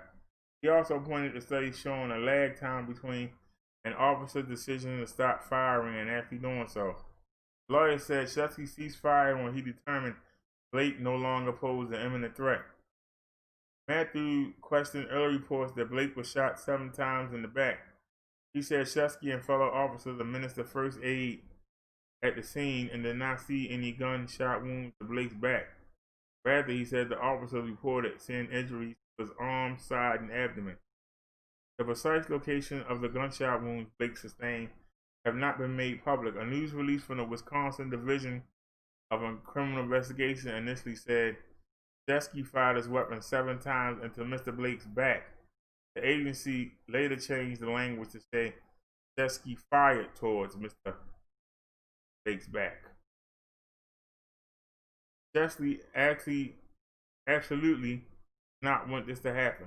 For Shesky, the fallout from the highly publicized shooting has been devastating, his lawyer says. He had to move out of his house and get rid of his phone because he's been hounded by reporters and depicted as a racist and brutal cop on the internet, Matthew said. Matthew said his client has never pulled the trigger in a line of duty before now and has no history of abusing suspects in his 2 years as a police officer, the last 7 with Kenosha PD. However, the lawyer described his client as a lifelong do-gooder who, as a young man, served as a mentor on a cycling team for at-risk youth and worked as a lifeguard. He wanted to become a cop to continue helping people. Matthew said Shensley immediately dropped the gun in the moments after the shooting and began rendering first aid to Blake and comfort him. He expressed fear he was going to die. He didn't go to work wanting to shoot anybody. He wanted to work, try to help people. That's what he does every day, Matthew says of Shesky. He absolutely not want this to happen.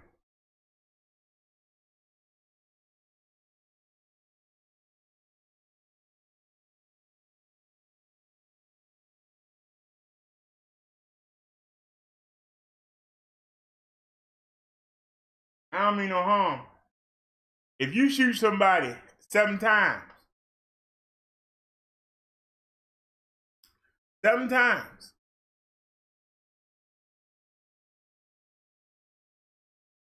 you trying to kill somebody 7 times?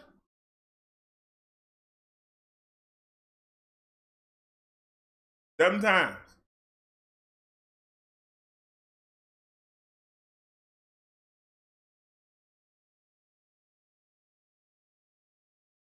You had your hands on the man. You had backup there with you. You shot 7 times into somebody that you had a hold of.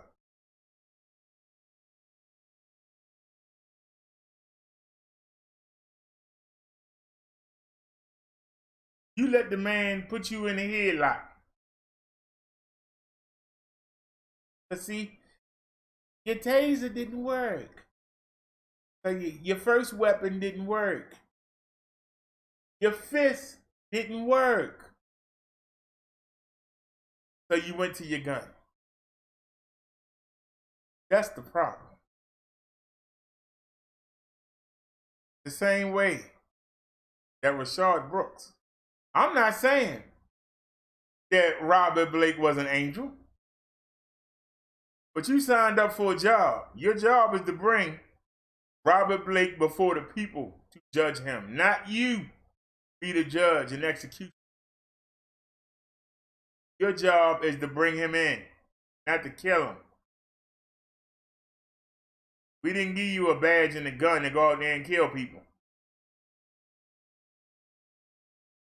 I'm not going to sit here and say that man was a saint. Breonna Taylor wasn't no saint. But you had an officer that fired through blinds on a patio, couldn't see what he was shooting at. Fired 10 shots. 3 of them went to somebody else's apartment and could have killed them. It was reckless. You fired 7 bullets, close range, into a man's back with his children not even 2 feet away. And you want to try to justify it. You cowardly piece of garbage.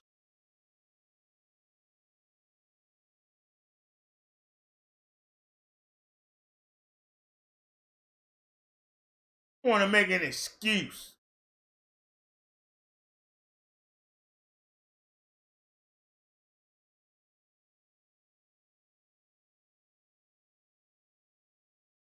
You tase somebody twice and they still beat you up.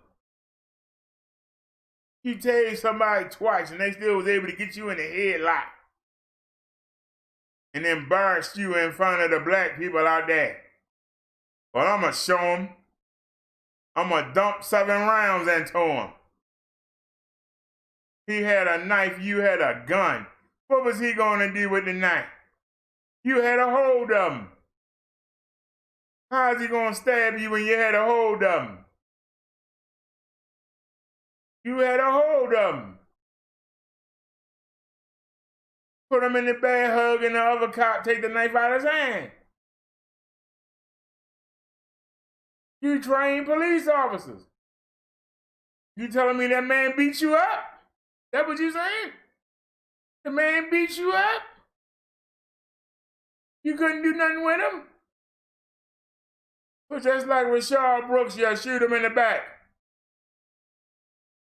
You just shoot him. Because you find out that badge don't mean nothing in hand-to-hand combat. How you let a man get from the house, let a man get halfway into the car? What were y'all doing while that man did all that? If you and him was wrestling, he had you in the headlock. Why the other cops didn't come in there and somebody grab his leg, somebody grab him by the head and take him down? How did the man get free and manage to get in the car? I'm listening. And anybody want to make an excuse for the cops? Anybody want to make an excuse? How is man able to do all these things with these trained officers on the scene? How is it that these guys are able to do all these things with trained officers on the scene? It's because they scared.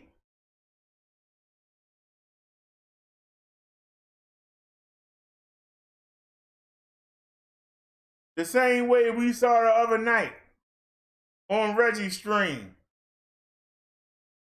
Them cops was acting all tough until somebody shot 2 of them. Then all of a sudden, he backed off. Why they back off?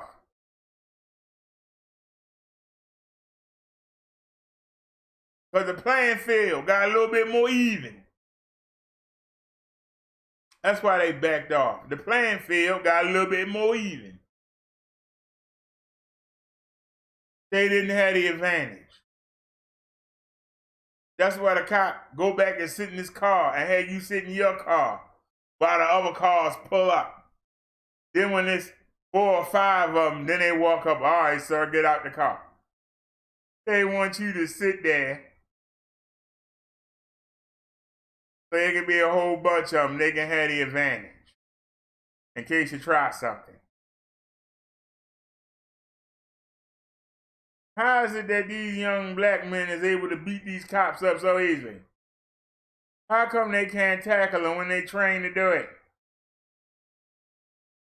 Why are they allowed to pass? Hold on, something wrong. Did we get flagged?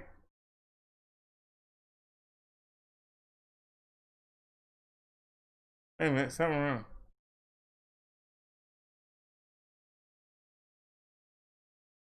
Did somebody flag us? Did we get flagged? What?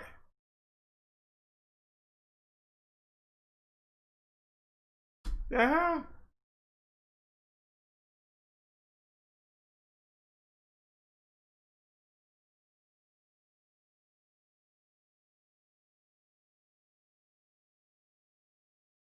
Is this chat still good?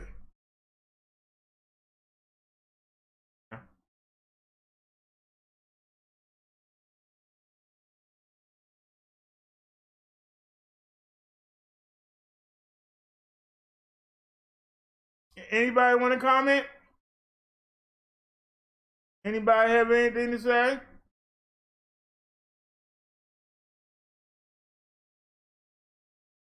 Anybody want to comment? You shot a man in his back with his kids right there, not even 2 feet away. They in the back seat, y'all in the front seat. You shot that man 7 times in front of his kids.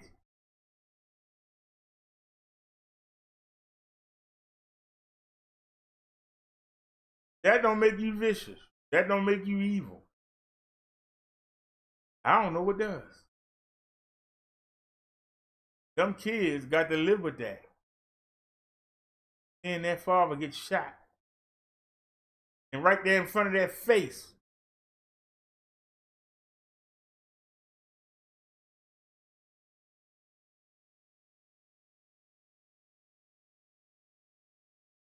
Naya says, I wonder how the caller feels about it. I'm not saying Blake was a good person.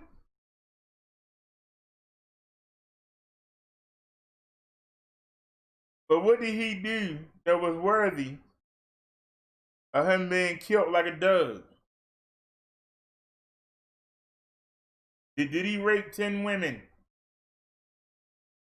Did he kill 10 children? Did he burn down 10 orphanages with the children inside? Did he blow up a church with kids in Bible study?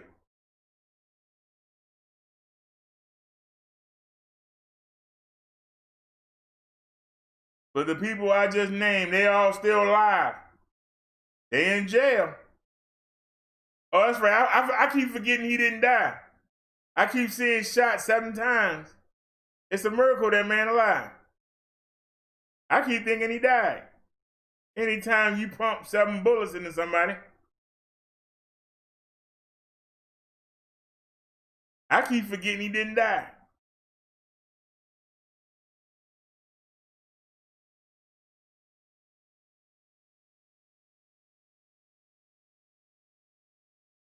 I keep forgetting that he didn't die. You hear about somebody getting 7 bullets pumped into him.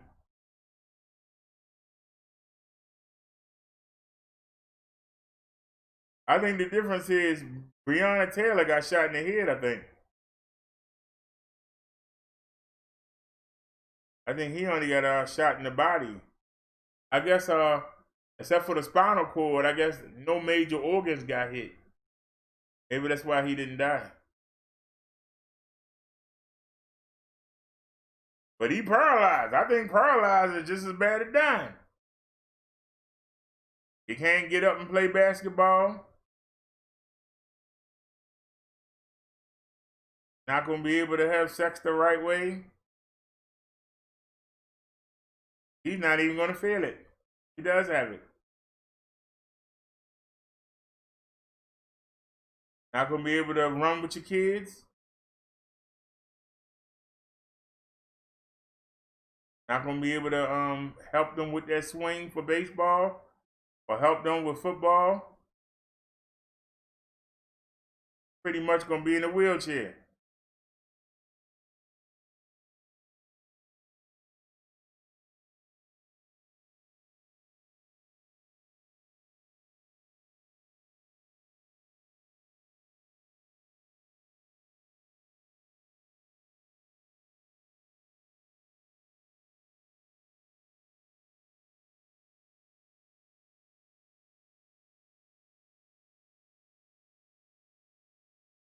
You know, I had a dream that somebody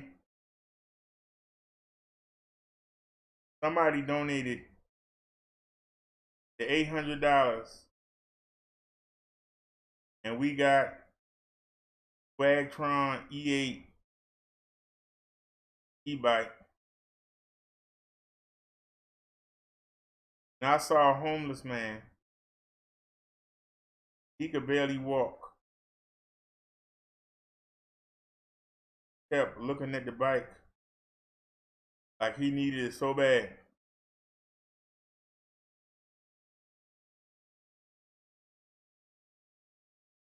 And I gave it to him.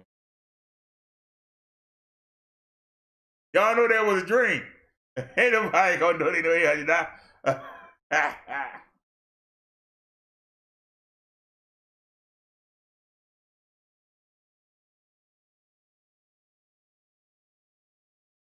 But he had such a hard luck story.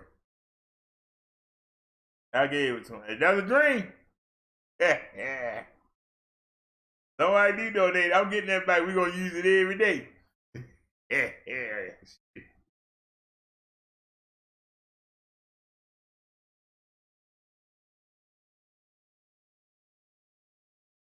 I don't understand how you could attempt to take somebody's life away from them. And saying that he's still alive, but that he paralyzed, to me, that would be almost as bad as dying. If I get paralyzed, how am I going to get up and down the steps?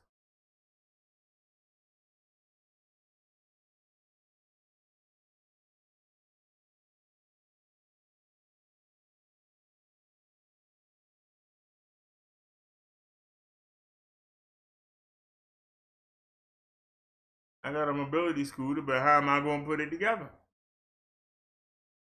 How am I going to get on it, to ride it? How am I going to get off it?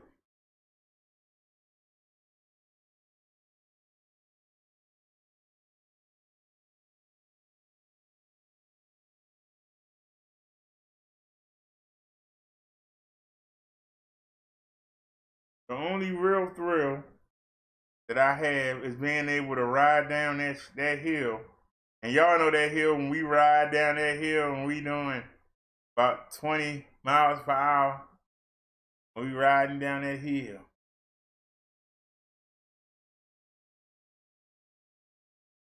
You can't do that in a wheelchair. You can't do that in a wheelchair. That thing gonna flip over and you be on the ground. And then you really can't do nothing. You're on the ground. You have to wait for somebody to come help you and hope they don't rob you. Take what you got.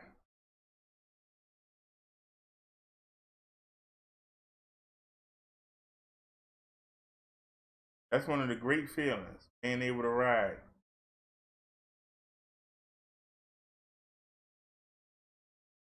We was out, I wasn't even gonna go that way. We were coming back home. I wasn't even gonna go that way, but I wanted to ride down that hill.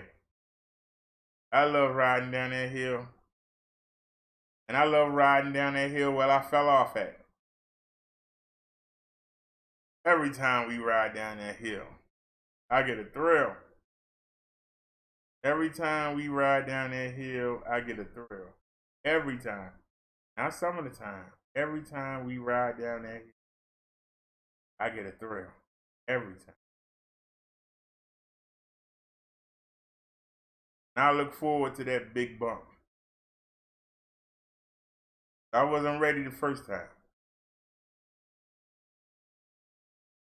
I wasn't ready that first time. I was distracted by the bus and losing my hat. Every time I ride down there, I get ready and I jump that boy.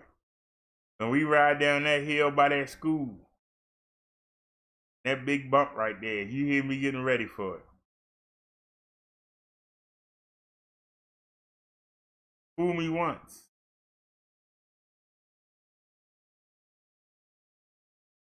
You know what I mean?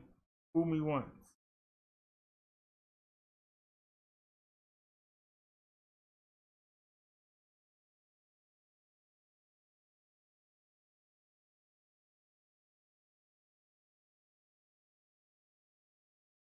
That man was shot in his back.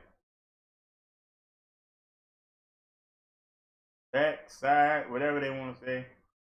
Man got shot. Ain't no excuse for it. Ain't no excuse for you to shoot a man like that. None. Like here, Doug.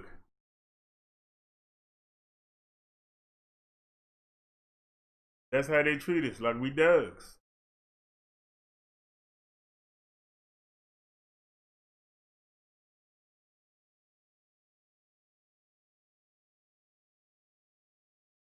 All right, y'all, give me y'all opinion on it. This is Fox News. Police declared an unlawful assembly in Louisville overnight as protesters were seen smashing windows and damaging some buildings. 24 people were arrested, including a state lawmaker. Mark Meredith is live in Louisville. I told him last hour he lives there, but he doesn't. With the unrest that took place last night and the fear about this weekend.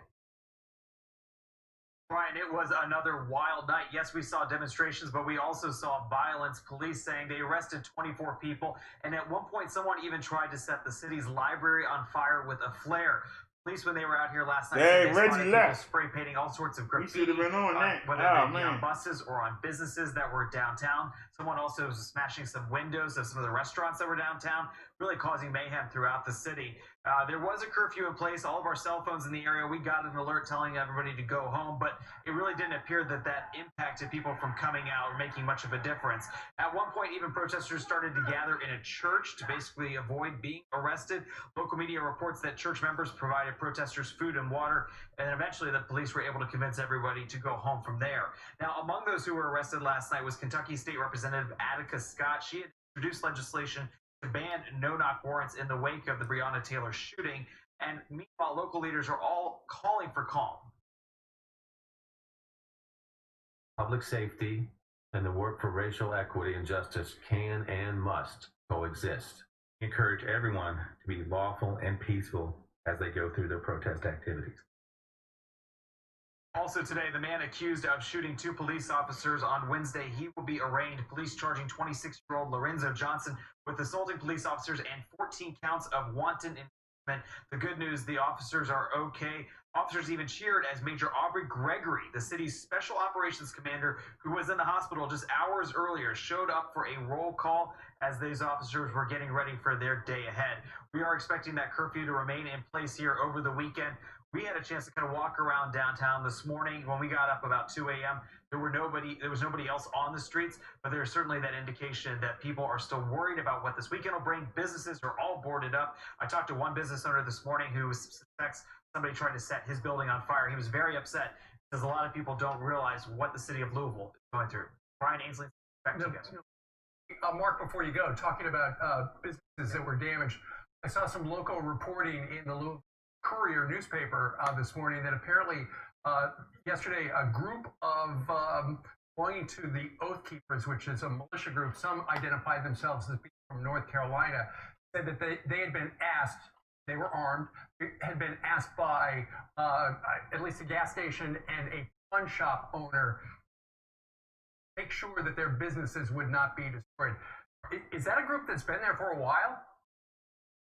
They have been here for a while. I've got friends on the ground here in Louisville who said that they've seen them out here. When I first got here Wednesday evening, I walked by that exact shell station you're talking about. Got maybe 20, 25 people that have their guns out kind of along the perimeter of that shell station, about maybe a half mile from where I am. They're definitely out there. I didn't have a chance to speak to them. I was just trying to get to the hotel as things were starting to get kind of crazy. But I certainly have seen them out here. We'll be curious if they'll stay out here this weekend because, again, the police are asking for everybody to calm down. All right, Mark Meredith live on the streets of Louisville. All you gotta do is stop doing what you're doing. See, this is what I don't understand. People get mad when I say this. I'll say it again. I don't understand some white people. You won't tell the cops to stop doing what they know. You won't tell the racist people to stop doing what they know. But you want to tell the black people, we just need calm. Can you just not do anything? Just keep letting us do this to you and not do nothing. We're appealing to you. Why don't you go talk to those idiots that's causing this? Go deal with them. But you don't want to deal with them. You want to come mess with us. That's why it's an issue. Anybody got any comments on that? I'll listen. Anybody? Anybody got the cojones to come tackle that one? Explain to me why they can hang you from the tree. They can set you on fire. They can drag you behind trucks. They can shoot you in the back. They can do whatever they want to do. But you go out there and protest. We just want you to be calm. What?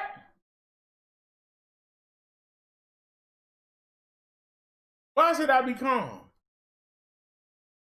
Why shouldn't I want to go out there and break something? I don't feel safe walking around, especially at night. It's supposed to be a free country. There are certain places I can't go. And if I go, I'm going to be asked, well, why you there? If I don't have the right answer, they're going to call the police on me. And those police might kill me. But I'm not supposed to say nothing. I'm not supposed to say I'm supposed to be a citizen too. I'm not supposed to say, don't I have rights? I'm just supposed to say, okay, whatever, we'll go back in the house. And you just keep on doing what you're doing to us. Keep on torturing us. Keep on harassing us. Keep on keeping us down. We'll be good. Seriously, this is the mentality. If that's not sickness in the brain, what is it?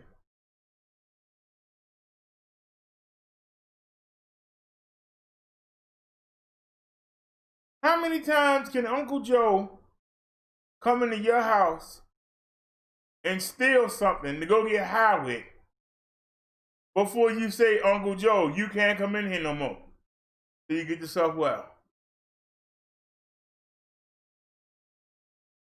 Uncle Joe would say, I understand, and wouldn't come back. But not these people. Even when you go protest and tell them enough is enough, they go right back and do it. There's something wrong in the brain. You got the best of everything. But the problem with having the best of everything is you feel you got to protect it. You think that everybody wants it.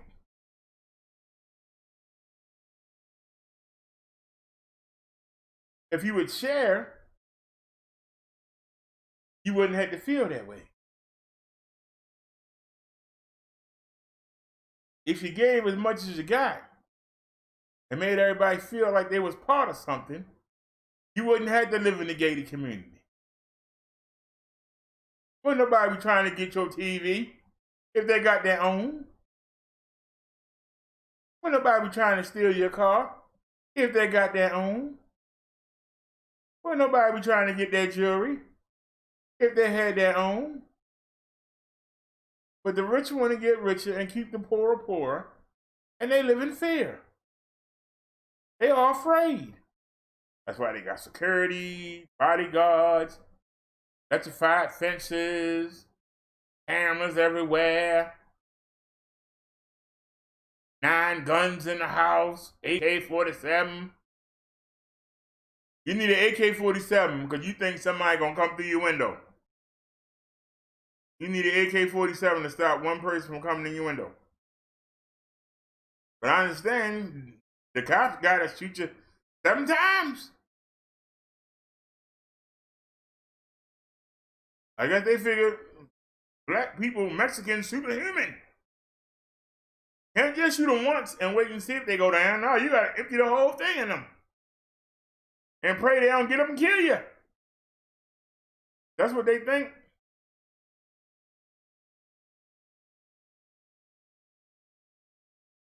We keep doing this to you, but I want you to stay calm. We keep doing this to you. Don't riot. We keep killing you. Just take it on the chin. It'll be all right. What kind of mentality is that? I'm listening. Anybody want to come in here and comment? I dare you. Somebody come in and explain that mentality. Somebody come tell me I'm wrong. I'll listen. Somebody come tell me I'm crazy. I'll listen. They want to tell you to be calm. Yeah, you know, we going to keep killing you, but, you know, just don't worry about it. It's all good. Hey.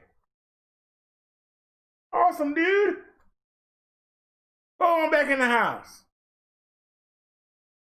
It's all right. Get off the street. Don't protest. Put that sign down. It's going to be all right till we decide to do it again. And then we'll come back and we'll say, hey, you know, it was a slip. You know, the cops didn't mean to do it. You know, it's something that just happens, you know. It just happens, you know. Oh, Lord, I froze. Why did I freeze? Why are we freezing?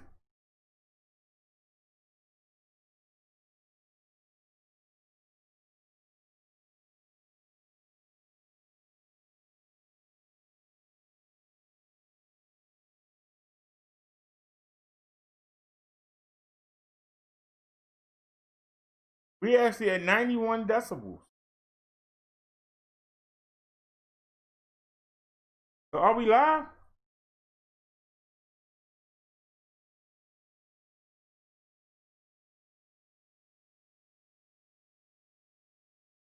I think we back live. Let's do a speed test real quick.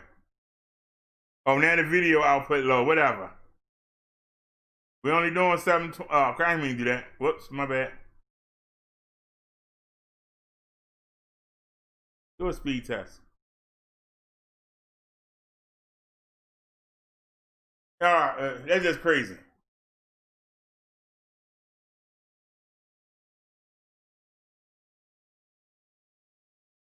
That's just crazy. Now remember, we only doing 33. We're only doing 3.3. We doing double. So why are we having problems? Is somebody doing this? Somebody flagging us. 6.29. So I can't blame the phone. You can't blame the phone. Phone doing its job. What's going on, YouTube? You gotta blame YouTube. Why is our video output low, YouTube? Let's look at the OBS. 3220, 4401, 3557, 3572, 3502, 2840, 3507, 3740, 3174, 3677, 3685. So what's the problem, YouTube? The problem ain't with the OBS. What's the problem? It ain't with the phone. Why is YouTube doing this to us?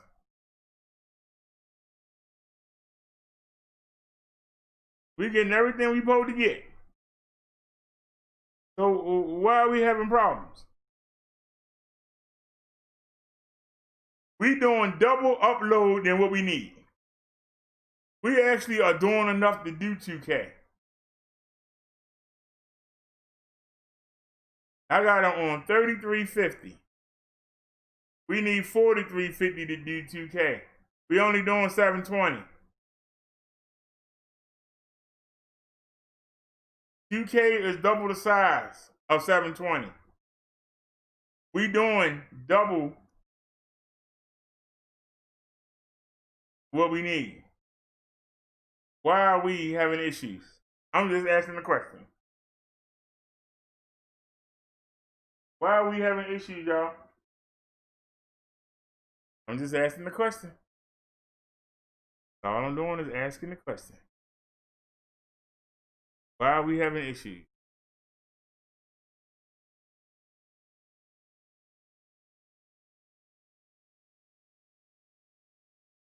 Close that window. Close that window.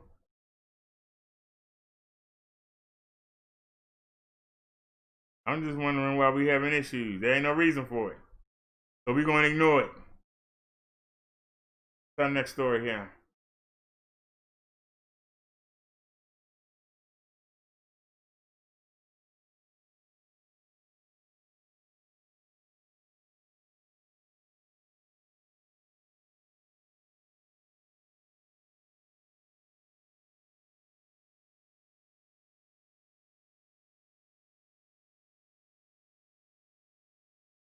All right, y'all, listen to this.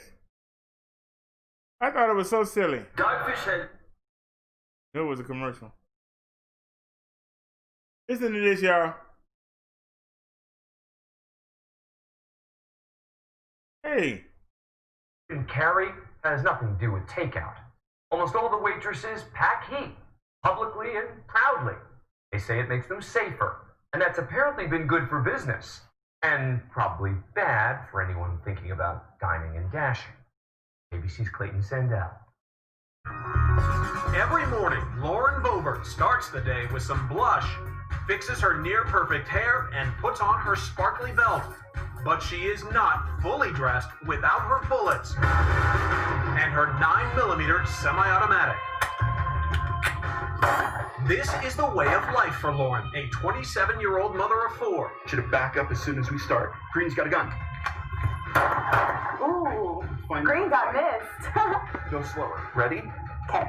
Green's got a gun. Pull it out. Find the front sight. Are you a good shot? Generally. So when she and her husband opened this restaurant a year ago in their hometown, How was your meal? the gun theme seemed totally natural. Lauren took it one step further. I wanted to start carrying just for my protection. This is my establishment, so I didn't see anything wrong with that. I began to open carry, and then my girl started to approach me and ask if they could open carry as well. They call the place the Shooter's Grill. And of course, where else would you expect to find a place called the Shooter's Grill than But Texas. right off the highway here in Rifle, Colorado? Colorado, wow. Common thing here. We see people open carrying all the time. We live in Rifle, Colorado. It's a small town. It's a rancher's community. It is like the Old West out here. Nightline ventured to Colorado's western slope to check it out. Inside, the place is packed, and the waitresses packing. What is this? It's a Ruger 357 Blackhawk. Good kick? I mean, is it? It's got a pretty hard kick, but nothing that I can't handle. And they are fully loaded. Does anybody dare leave a small tip? They still tip like normal people, you know? So, I mean, it's not like we're going to shoot them or anything if they leave us a small tip. What's happening at the Shooter's Grill is an offshoot of a controversial movement started in Texas to legally and openly carry guns in stores and restaurants. This is probably the safest corner in San Antonio right now. But a growing number of national chains like Target, Starbucks, Chipotle, Chili's, and Jack in the Box have asked customers to leave their weapons at home. This has only enraged the open carry movement. But here, the concept is turned upside down. Instead of armed customers, it's the employees. I have a right to carry my firearm, and I'm going to carry it. Or most of them. You're not carrying. Right. Why not? Because I don't own a gun. I wish I did, but... Are you the only person in here that doesn't own a gun? No, so did her. So you're the two holdouts. Yep, we're Okay. getting there. We haven't jumped on the bandwagon yet. Okay. All right. Why not? 17. Okay. I can't buy my own. The grill is so popular, We're from Nashville, Tennessee. food sometimes sells out. But most people we met didn't come hundreds of miles for the burgers. We're from Nebraska. Featuring names like the Guac 9 or the Swiss and Wesson. What made you want to come in? The guns. The guns. I firmly believe that education and safe and responsible use of a firearm is perfectly fine in today's society. But is it all just a gimmick? My firearms have nothing to do with the amazing hamburgers we cook. Actually, the food that we cook is what started all this. Over the past few weeks, Lauren's restaurant has gotten so much attention that a U.S. Marine supposedly called in with an offer to buy a gun for any waitress that didn't have one. He called in from California and asked our owner if there was a girl that he could buy a gun that did not have one yet. So I got it like 3 days ago, maybe? 3 days ago. Yeah, it's a Kimber 45. Of course, not everyone is thrilled. From Facebook and social media posts wishing harm to Lauren and her employees, random phone calls at the restaurant, Shame on you. to actual hate mail. Hope God punishes you for what you are doing. Hope that you and all your patrons will kill yourself. Pretty harsh. That is pretty harsh. Then there's Colorado itself, which, after all, is a state that's seen its share of gun violence. A massacre at Columbine High School. That was the weekend before he was killed. And 2 years ago, Dave Hoover lost his nephew A.J. Boyk at this Aurora movie theater. 2:30 that evening, went to bed, and Teresa called, my sister. She calls, screaming on the phone. I picked it up and I said, what's going on? What's wrong? She says, I don't know where AJ is. I said, he's at the movies. She says, turn on the TV. Get up, turn on the TV. And that's when it hit me. I went, oh, my God. AJ was one of the 12 people killed that night. Hoover argues the Shooter's Grill is glorifying gun culture. This is America. They're allowed to do that. But you can't glamorize the gun. The gun will never be a glamorous thing. It's just an object. Hoover has been in law enforcement for 3 decades. He worries that when shots ring out, more guns equals more confusion for police. I don't know which one's the bad guy, which one's the good guy. I know I'm going to engage the one that's closest to me. And I hope to God that's the bad guy. But you never know. People in Colorado, for example, like Aurora families, like Columbine families, who think that this is sort of a normalization of guns in America, which has got this violent undertone to it. Mm-hmm. What's violent about it? What's violent about law-abiding citizens carrying a gun? A lot of people don't want to be around firearms, don't want their families around it. This is not necessarily normal everywhere. I think it should be normal everywhere. Yeah. You know, I think it should be a common sight. I think we'd have a lot less violence if it was. Lauren insists her employees and her customers are safe. I'm more worried about my cooks getting burnt in the kitchen than a firearm going off in the restaurant.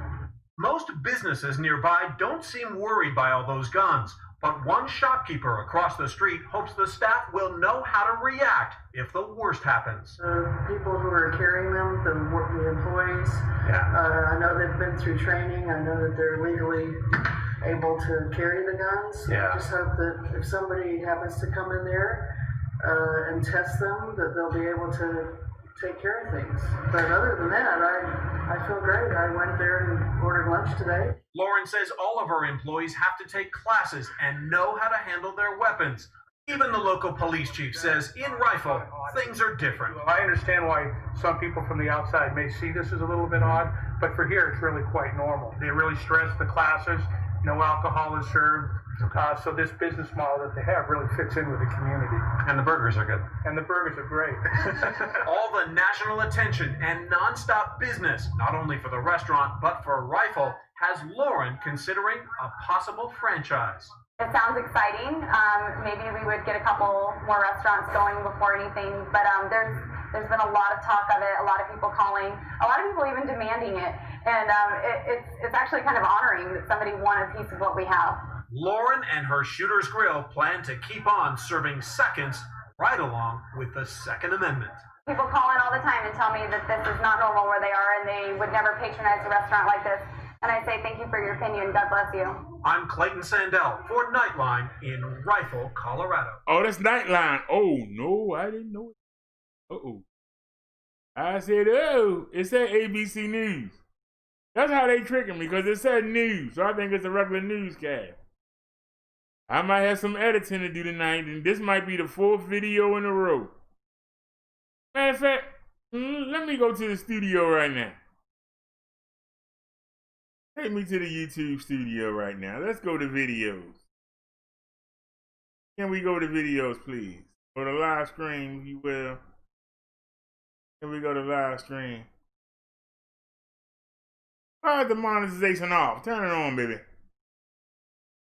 Save. Thank you.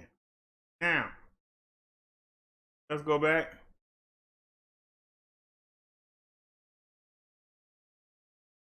Yeah. We got. All right, this is the video from yesterday. Can we do anything yet? It's still processing. We doing this first one since 12. It's been 24 hours. 24 hours, and it's still processing.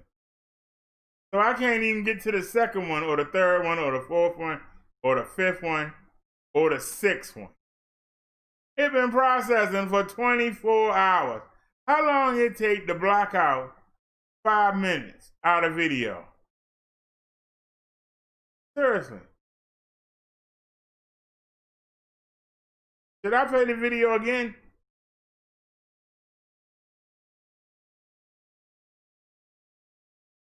And just leave them parts out?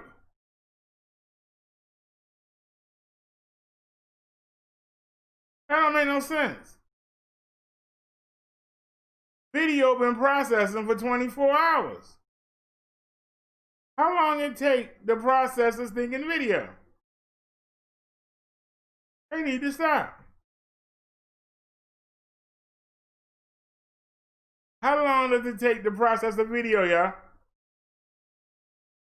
I'm asking, how long does it take to process a video?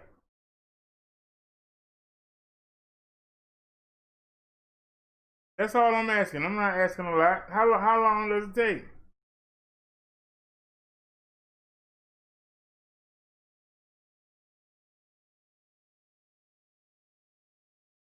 All right, somebody sent me this. I don't know what this is. It looks like Kanye West to me in the picture. What is this? About to get smoking, baby. Y'all already know it. Oh, Lord. Why would somebody send me that? I came in this motherfucker. What the hell is that?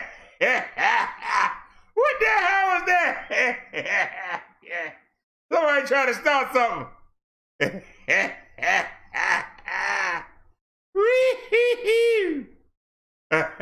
gonna leave that. What the?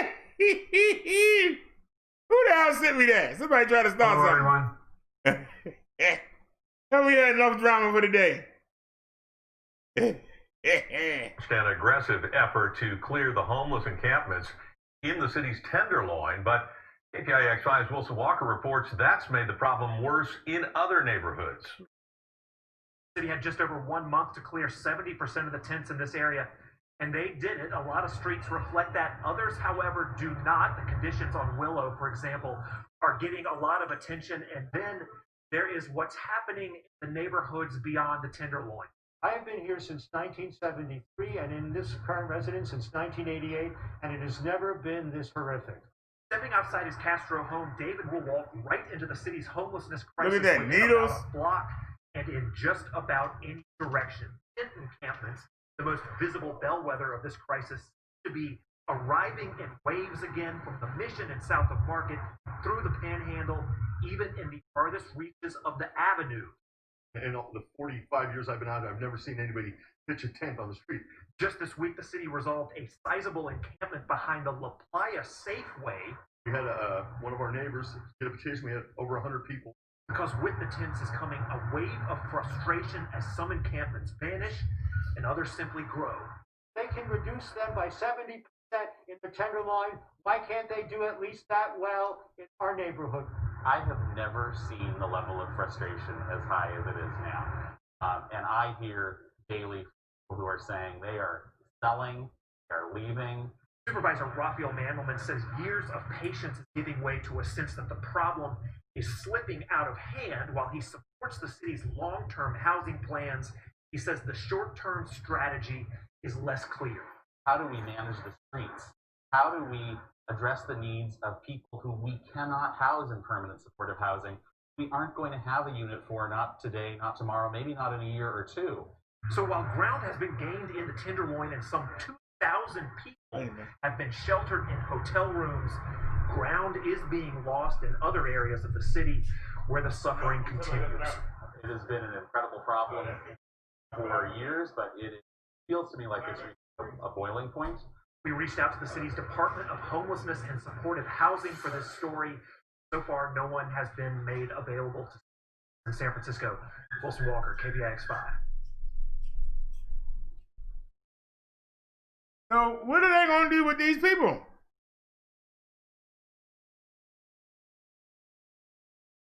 Why can't they provide housing for these people? I don't know what that was. I hope nobody saw it. It looked like another YouTuber. But, man.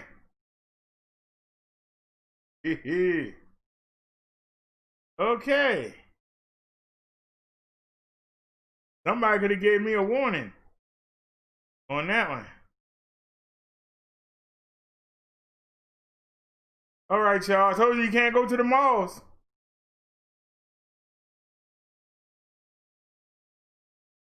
Told y'all you can't go to the malls anymore. Breaking news. Hour here with following this all afternoon. Live look from Skycam 9. The North Riverside Mall is right now closed. Police investigate. Let's go straight to our Rob Sneed live on the scene. Rob, what can you tell us? Witness told me it was absolute chaos when they heard the gun go off. Told me that people were running and screaming, doing whatever they could to get out of this mall as fast as they could. Right now, police are still out here in front of the mall investigating, trying to figure out exactly what went wrong here. Now, that same witness, not one to be identified, told me that she was working when a man and a woman were approached by 4 men in front of the Jimmy Jazz store. An argument started around 3:15. That witness said that she heard the woman shout, "He's got a gun." Gun aimed at the victim's stomach and heard the shot. Everyone in the mall started running. Now, North Riverside Park Mall gave WGN a news that reads, "Park quote, will be closed for the remainder of the day. This is an active investigation. I have to direct you to the local police department for any additional questions," end quote. Now, authorities also tell us that near the intersection of Harlem Avenue and 6th, Berwyn police detained 2 men, one of which they believe indeed the shooter. Authorities tell us this is all still under investigation. Again, for the remainder of the day, this mall will be closed. Reporting live at the North Riverside Park Mall, Rob Sneed, WGN News. Can't even go to the mall. Can't even go to the mall, can you? Can you do anything?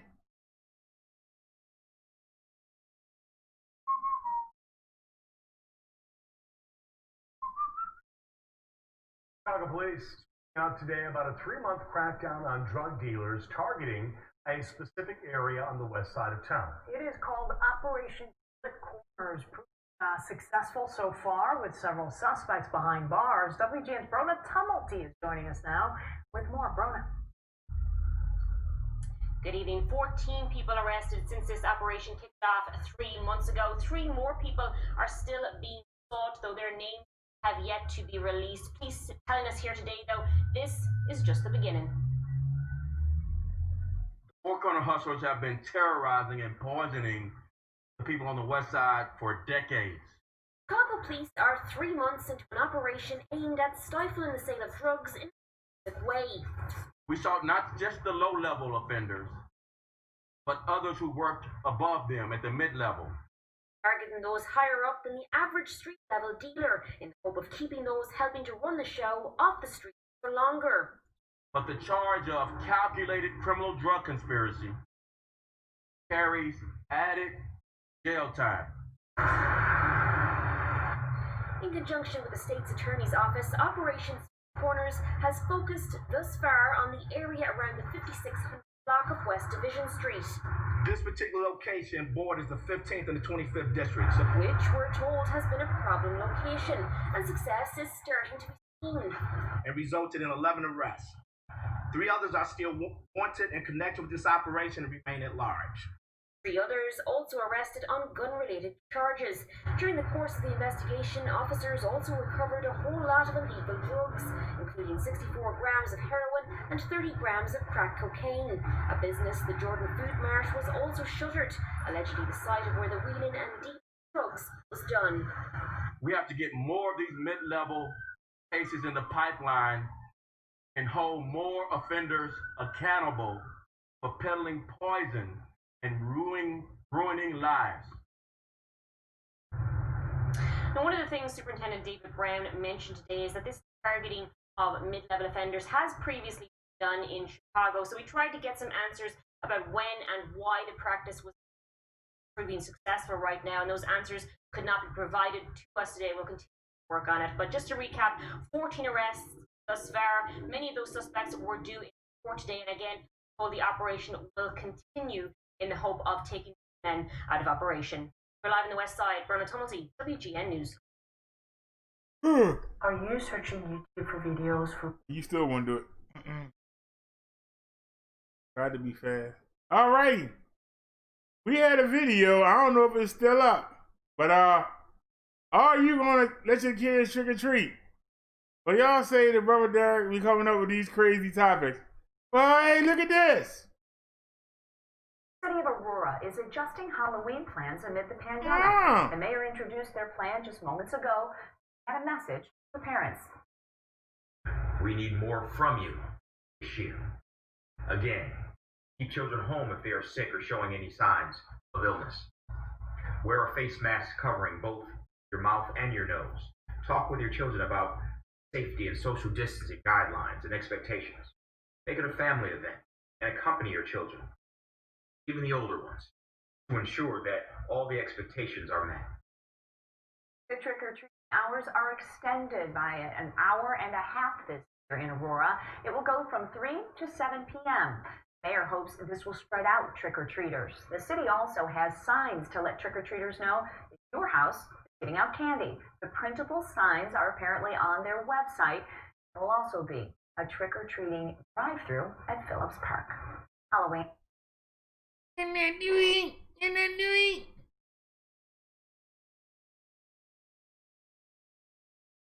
They gonna give the kiddies an extra hour in that tweet. They go out there and transmit the CV in that tweet. In that tweet.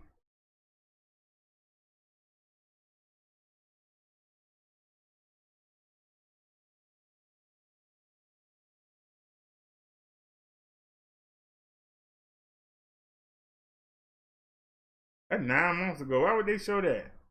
Let me do a refresh here. Give me a refresh. See if anything new popped up here. Anybody got any links?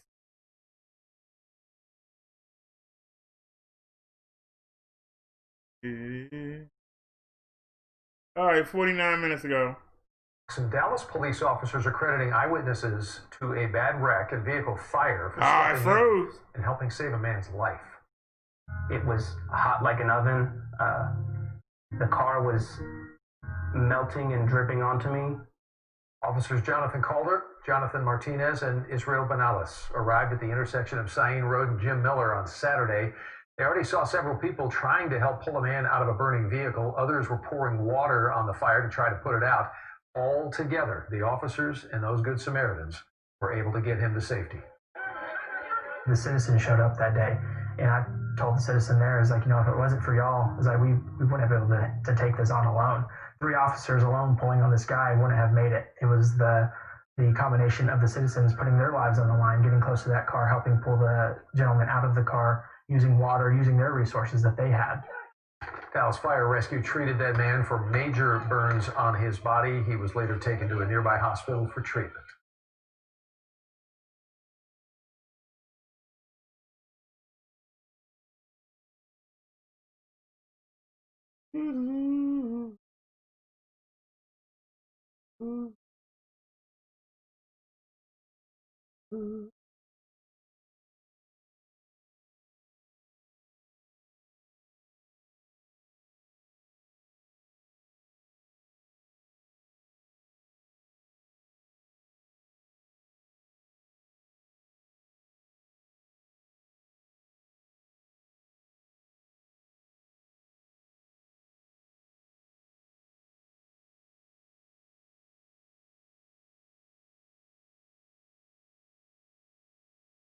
Uh-oh, here we go. This idiot.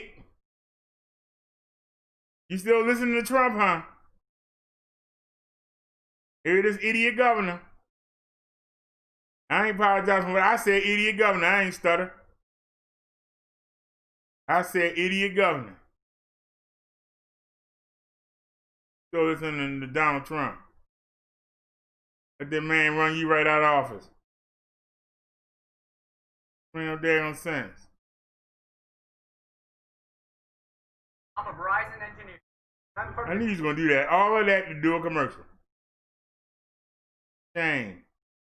Shame on you. Shame. Shame, shame on you. Shame. Shame, shame on you. Hey. Uh-oh. Uh-oh. Uh-oh. Do a refresh.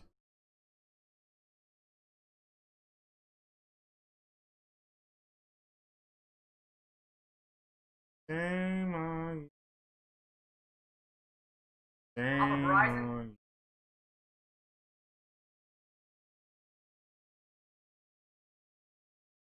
Oh, it says flash. Okay, we'll pause that then. We don't need that. I'll read it. It's not here. Where's the video? Where's the story at that we turned to? Hold on a sec. Wait a minute. This is the story, right? So give me the story. Thank you.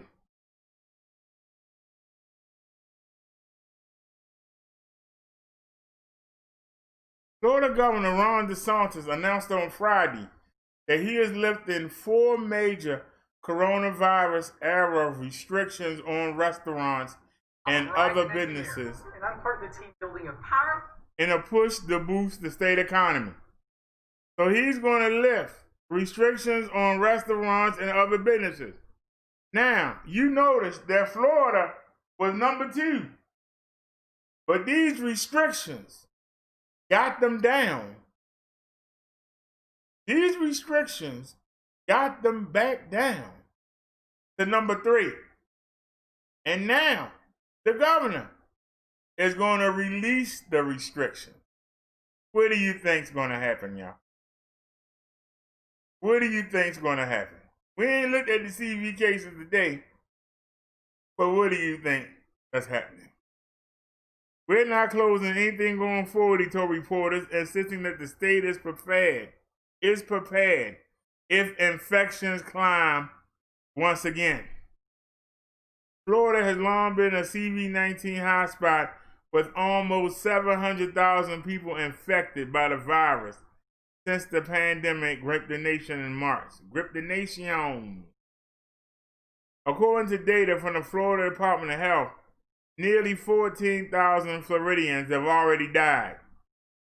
On Fridays, officials announced 2,847 new confirmed coronaviruses and 120 new fatalities, according to the Associated Press. The Sunshine State School caseload increased over the summer, but new infections have declined since then. The initial outbreak forced DeSantos to shutter his bars and nightclubs and restricted restaurants to take-off dining. Nationwide, the virus battered the American economy, leaving hundreds of thousands of Floridians out of a job. Businesses have slowly reopened, and restaurants and bars are now functioning at half capacity. DeSantis, a staunch supporter of President Trump, is likely to see a pushback in a critical battleground state where the pandemic has become a key issue. The governor also said he would stop cities and counties from collecting fines on people who don't wear face masks. The Friday announcement will allow restaurants to immediately reopen at full capacity and will block cities and counties from ordering restaurants to close unless they can justify a closure for economical or health reasons. So y'all understand this, right? I mean, y'all understand.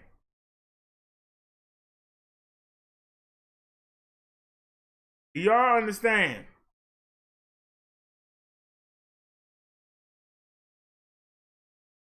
Florida had took over the number 2 spot. Florida had took over the number 2 spot.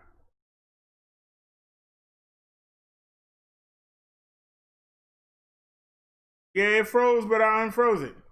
But thank you for telling me. I had noticed it.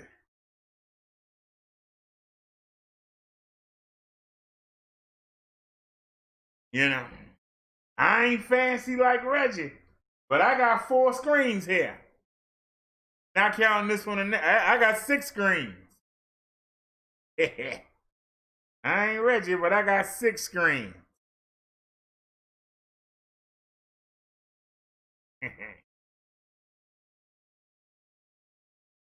He gonna sit there and listen to Trump again, a dummy.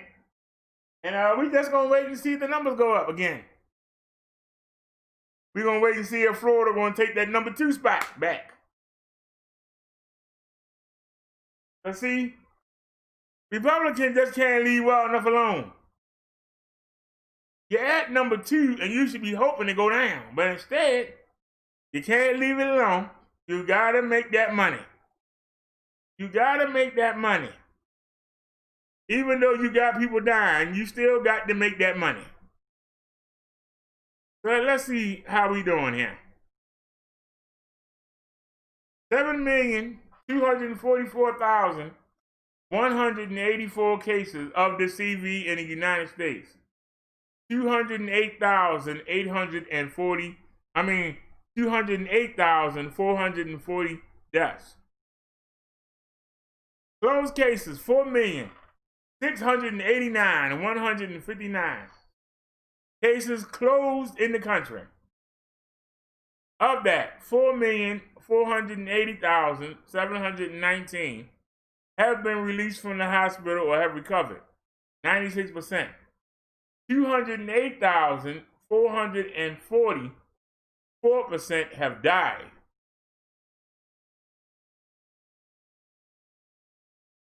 Let's check out the numbers here.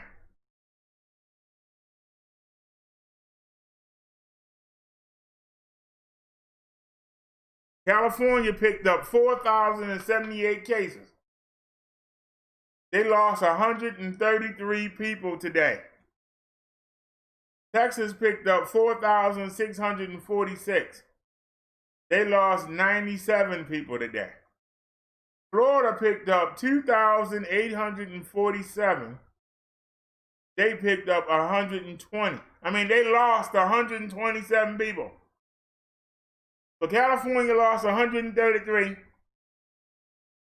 Texas lost 97. Florida lost 120. New York City picked up 984. They lost 9 people today. Georgia picked up 1,468. They lost 52. Illinois picked up 2,805 new cases today. They lost 33. Arizona picked up 515. They lost 28. New Jersey picked up 577. They lost 3. Uh-oh, I told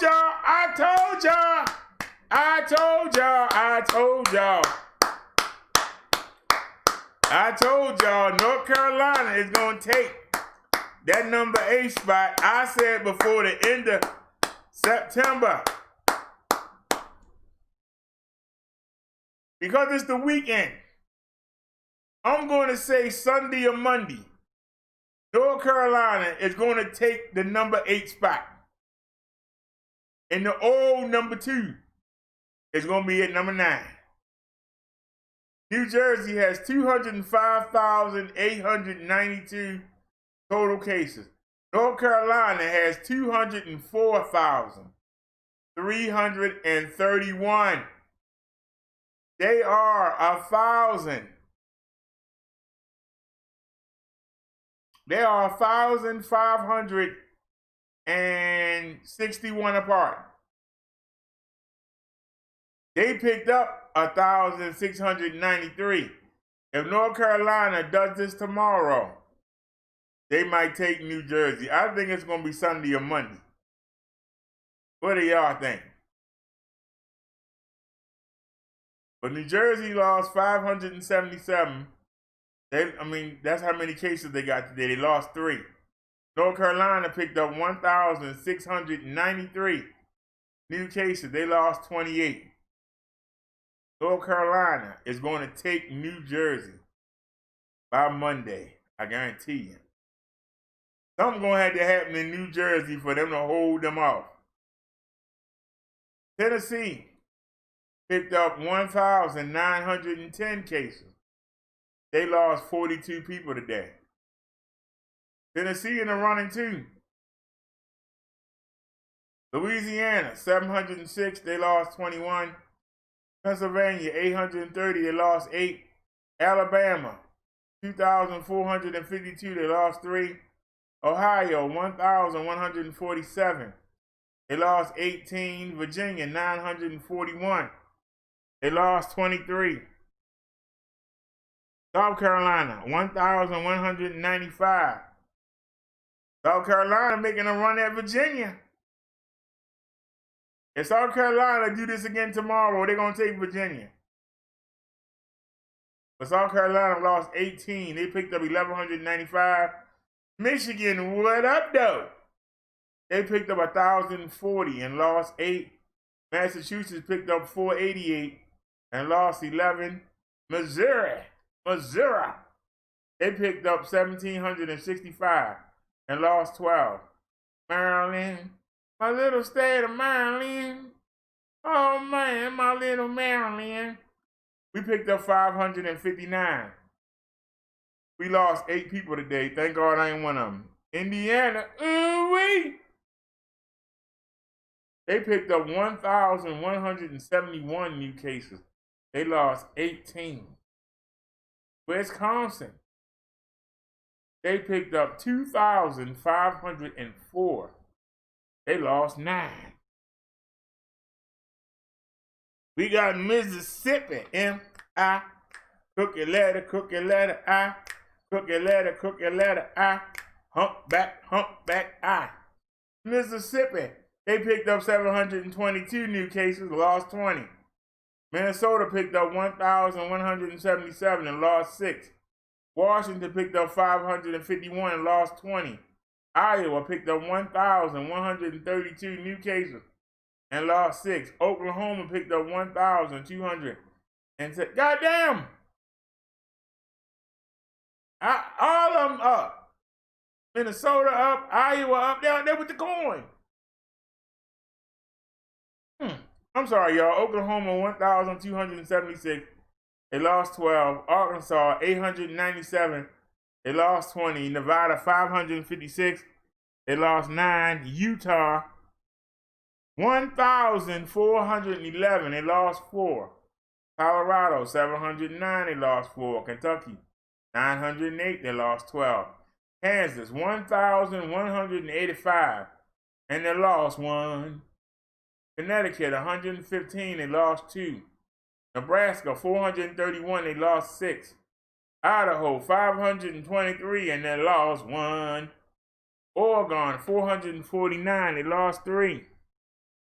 New Mexico, 263, they lost 6. Rhode Island, 119, they lost 1. South Dakota, 457, they lost 6. Delaware, 138, and they lost 1. North Dakota, 434, they lost 7. District of Columbia, 57, they lost 2.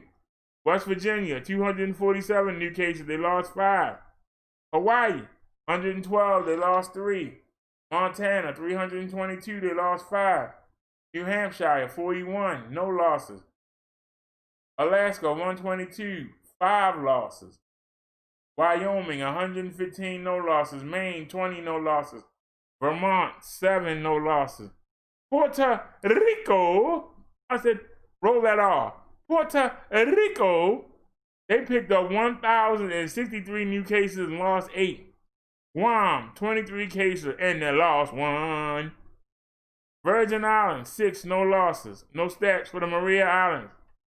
U.S. military, 1,034 new cases and they lost 1. Veteran Affairs, 550, they lost 14.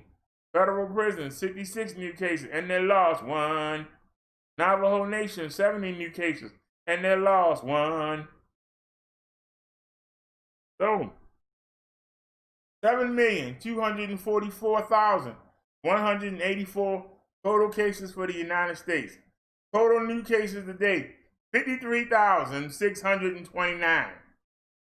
208,440 total deaths. 895 people died in the United States of America today. 895 people died. New cases today, 53,629. And Florida gonna reopen. Let's go look at Florida again before we leave. And let's go back and look at Florida. So Florida had 2,847 and they lost 120 people. And they talking about opening back up the bars and stuff. Let's see if they catch Texas. Let's see if they catch Texas. All right, y'all? Let's keep an eye on them and see if they can overtake the number 2 spot. That's ridiculous. Utterly ridiculous. Utterly ridiculous. All right, y'all. I hope y'all had fun tonight. No, I had a good time. A lot of depressing stories, but we should always have hope of a new day. Tomorrow, we got to go outside and wait for our new harness. Should fit in the mailbox, though. But tomorrow, we'll go outside. We'll wait for our new harness. And Sunday, we're going for a nice ride. I'm going to be sure to stop filming before I get the way I'm going, but it'll be a nice ride. And I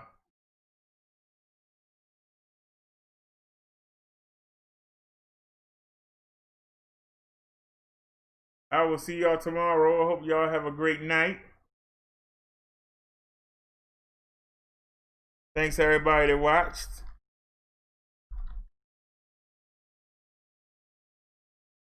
Sorry we had to start over, but that was by special request. And I hope that I came back. I get the feeling I'm going to be editing this video also. Hopefully it don't get copyrighted. But if it did, we had to edit it. It's not even 3 hours long. So like I said, you know, y'all have a great night. I'll see y'all tomorrow. And peace, everybody. You rest well too, Naya. Thanks for watching. And I will see y'all. As Naya would say, see you soon. As I say, see you later on today. Y'all have a great one. Peace.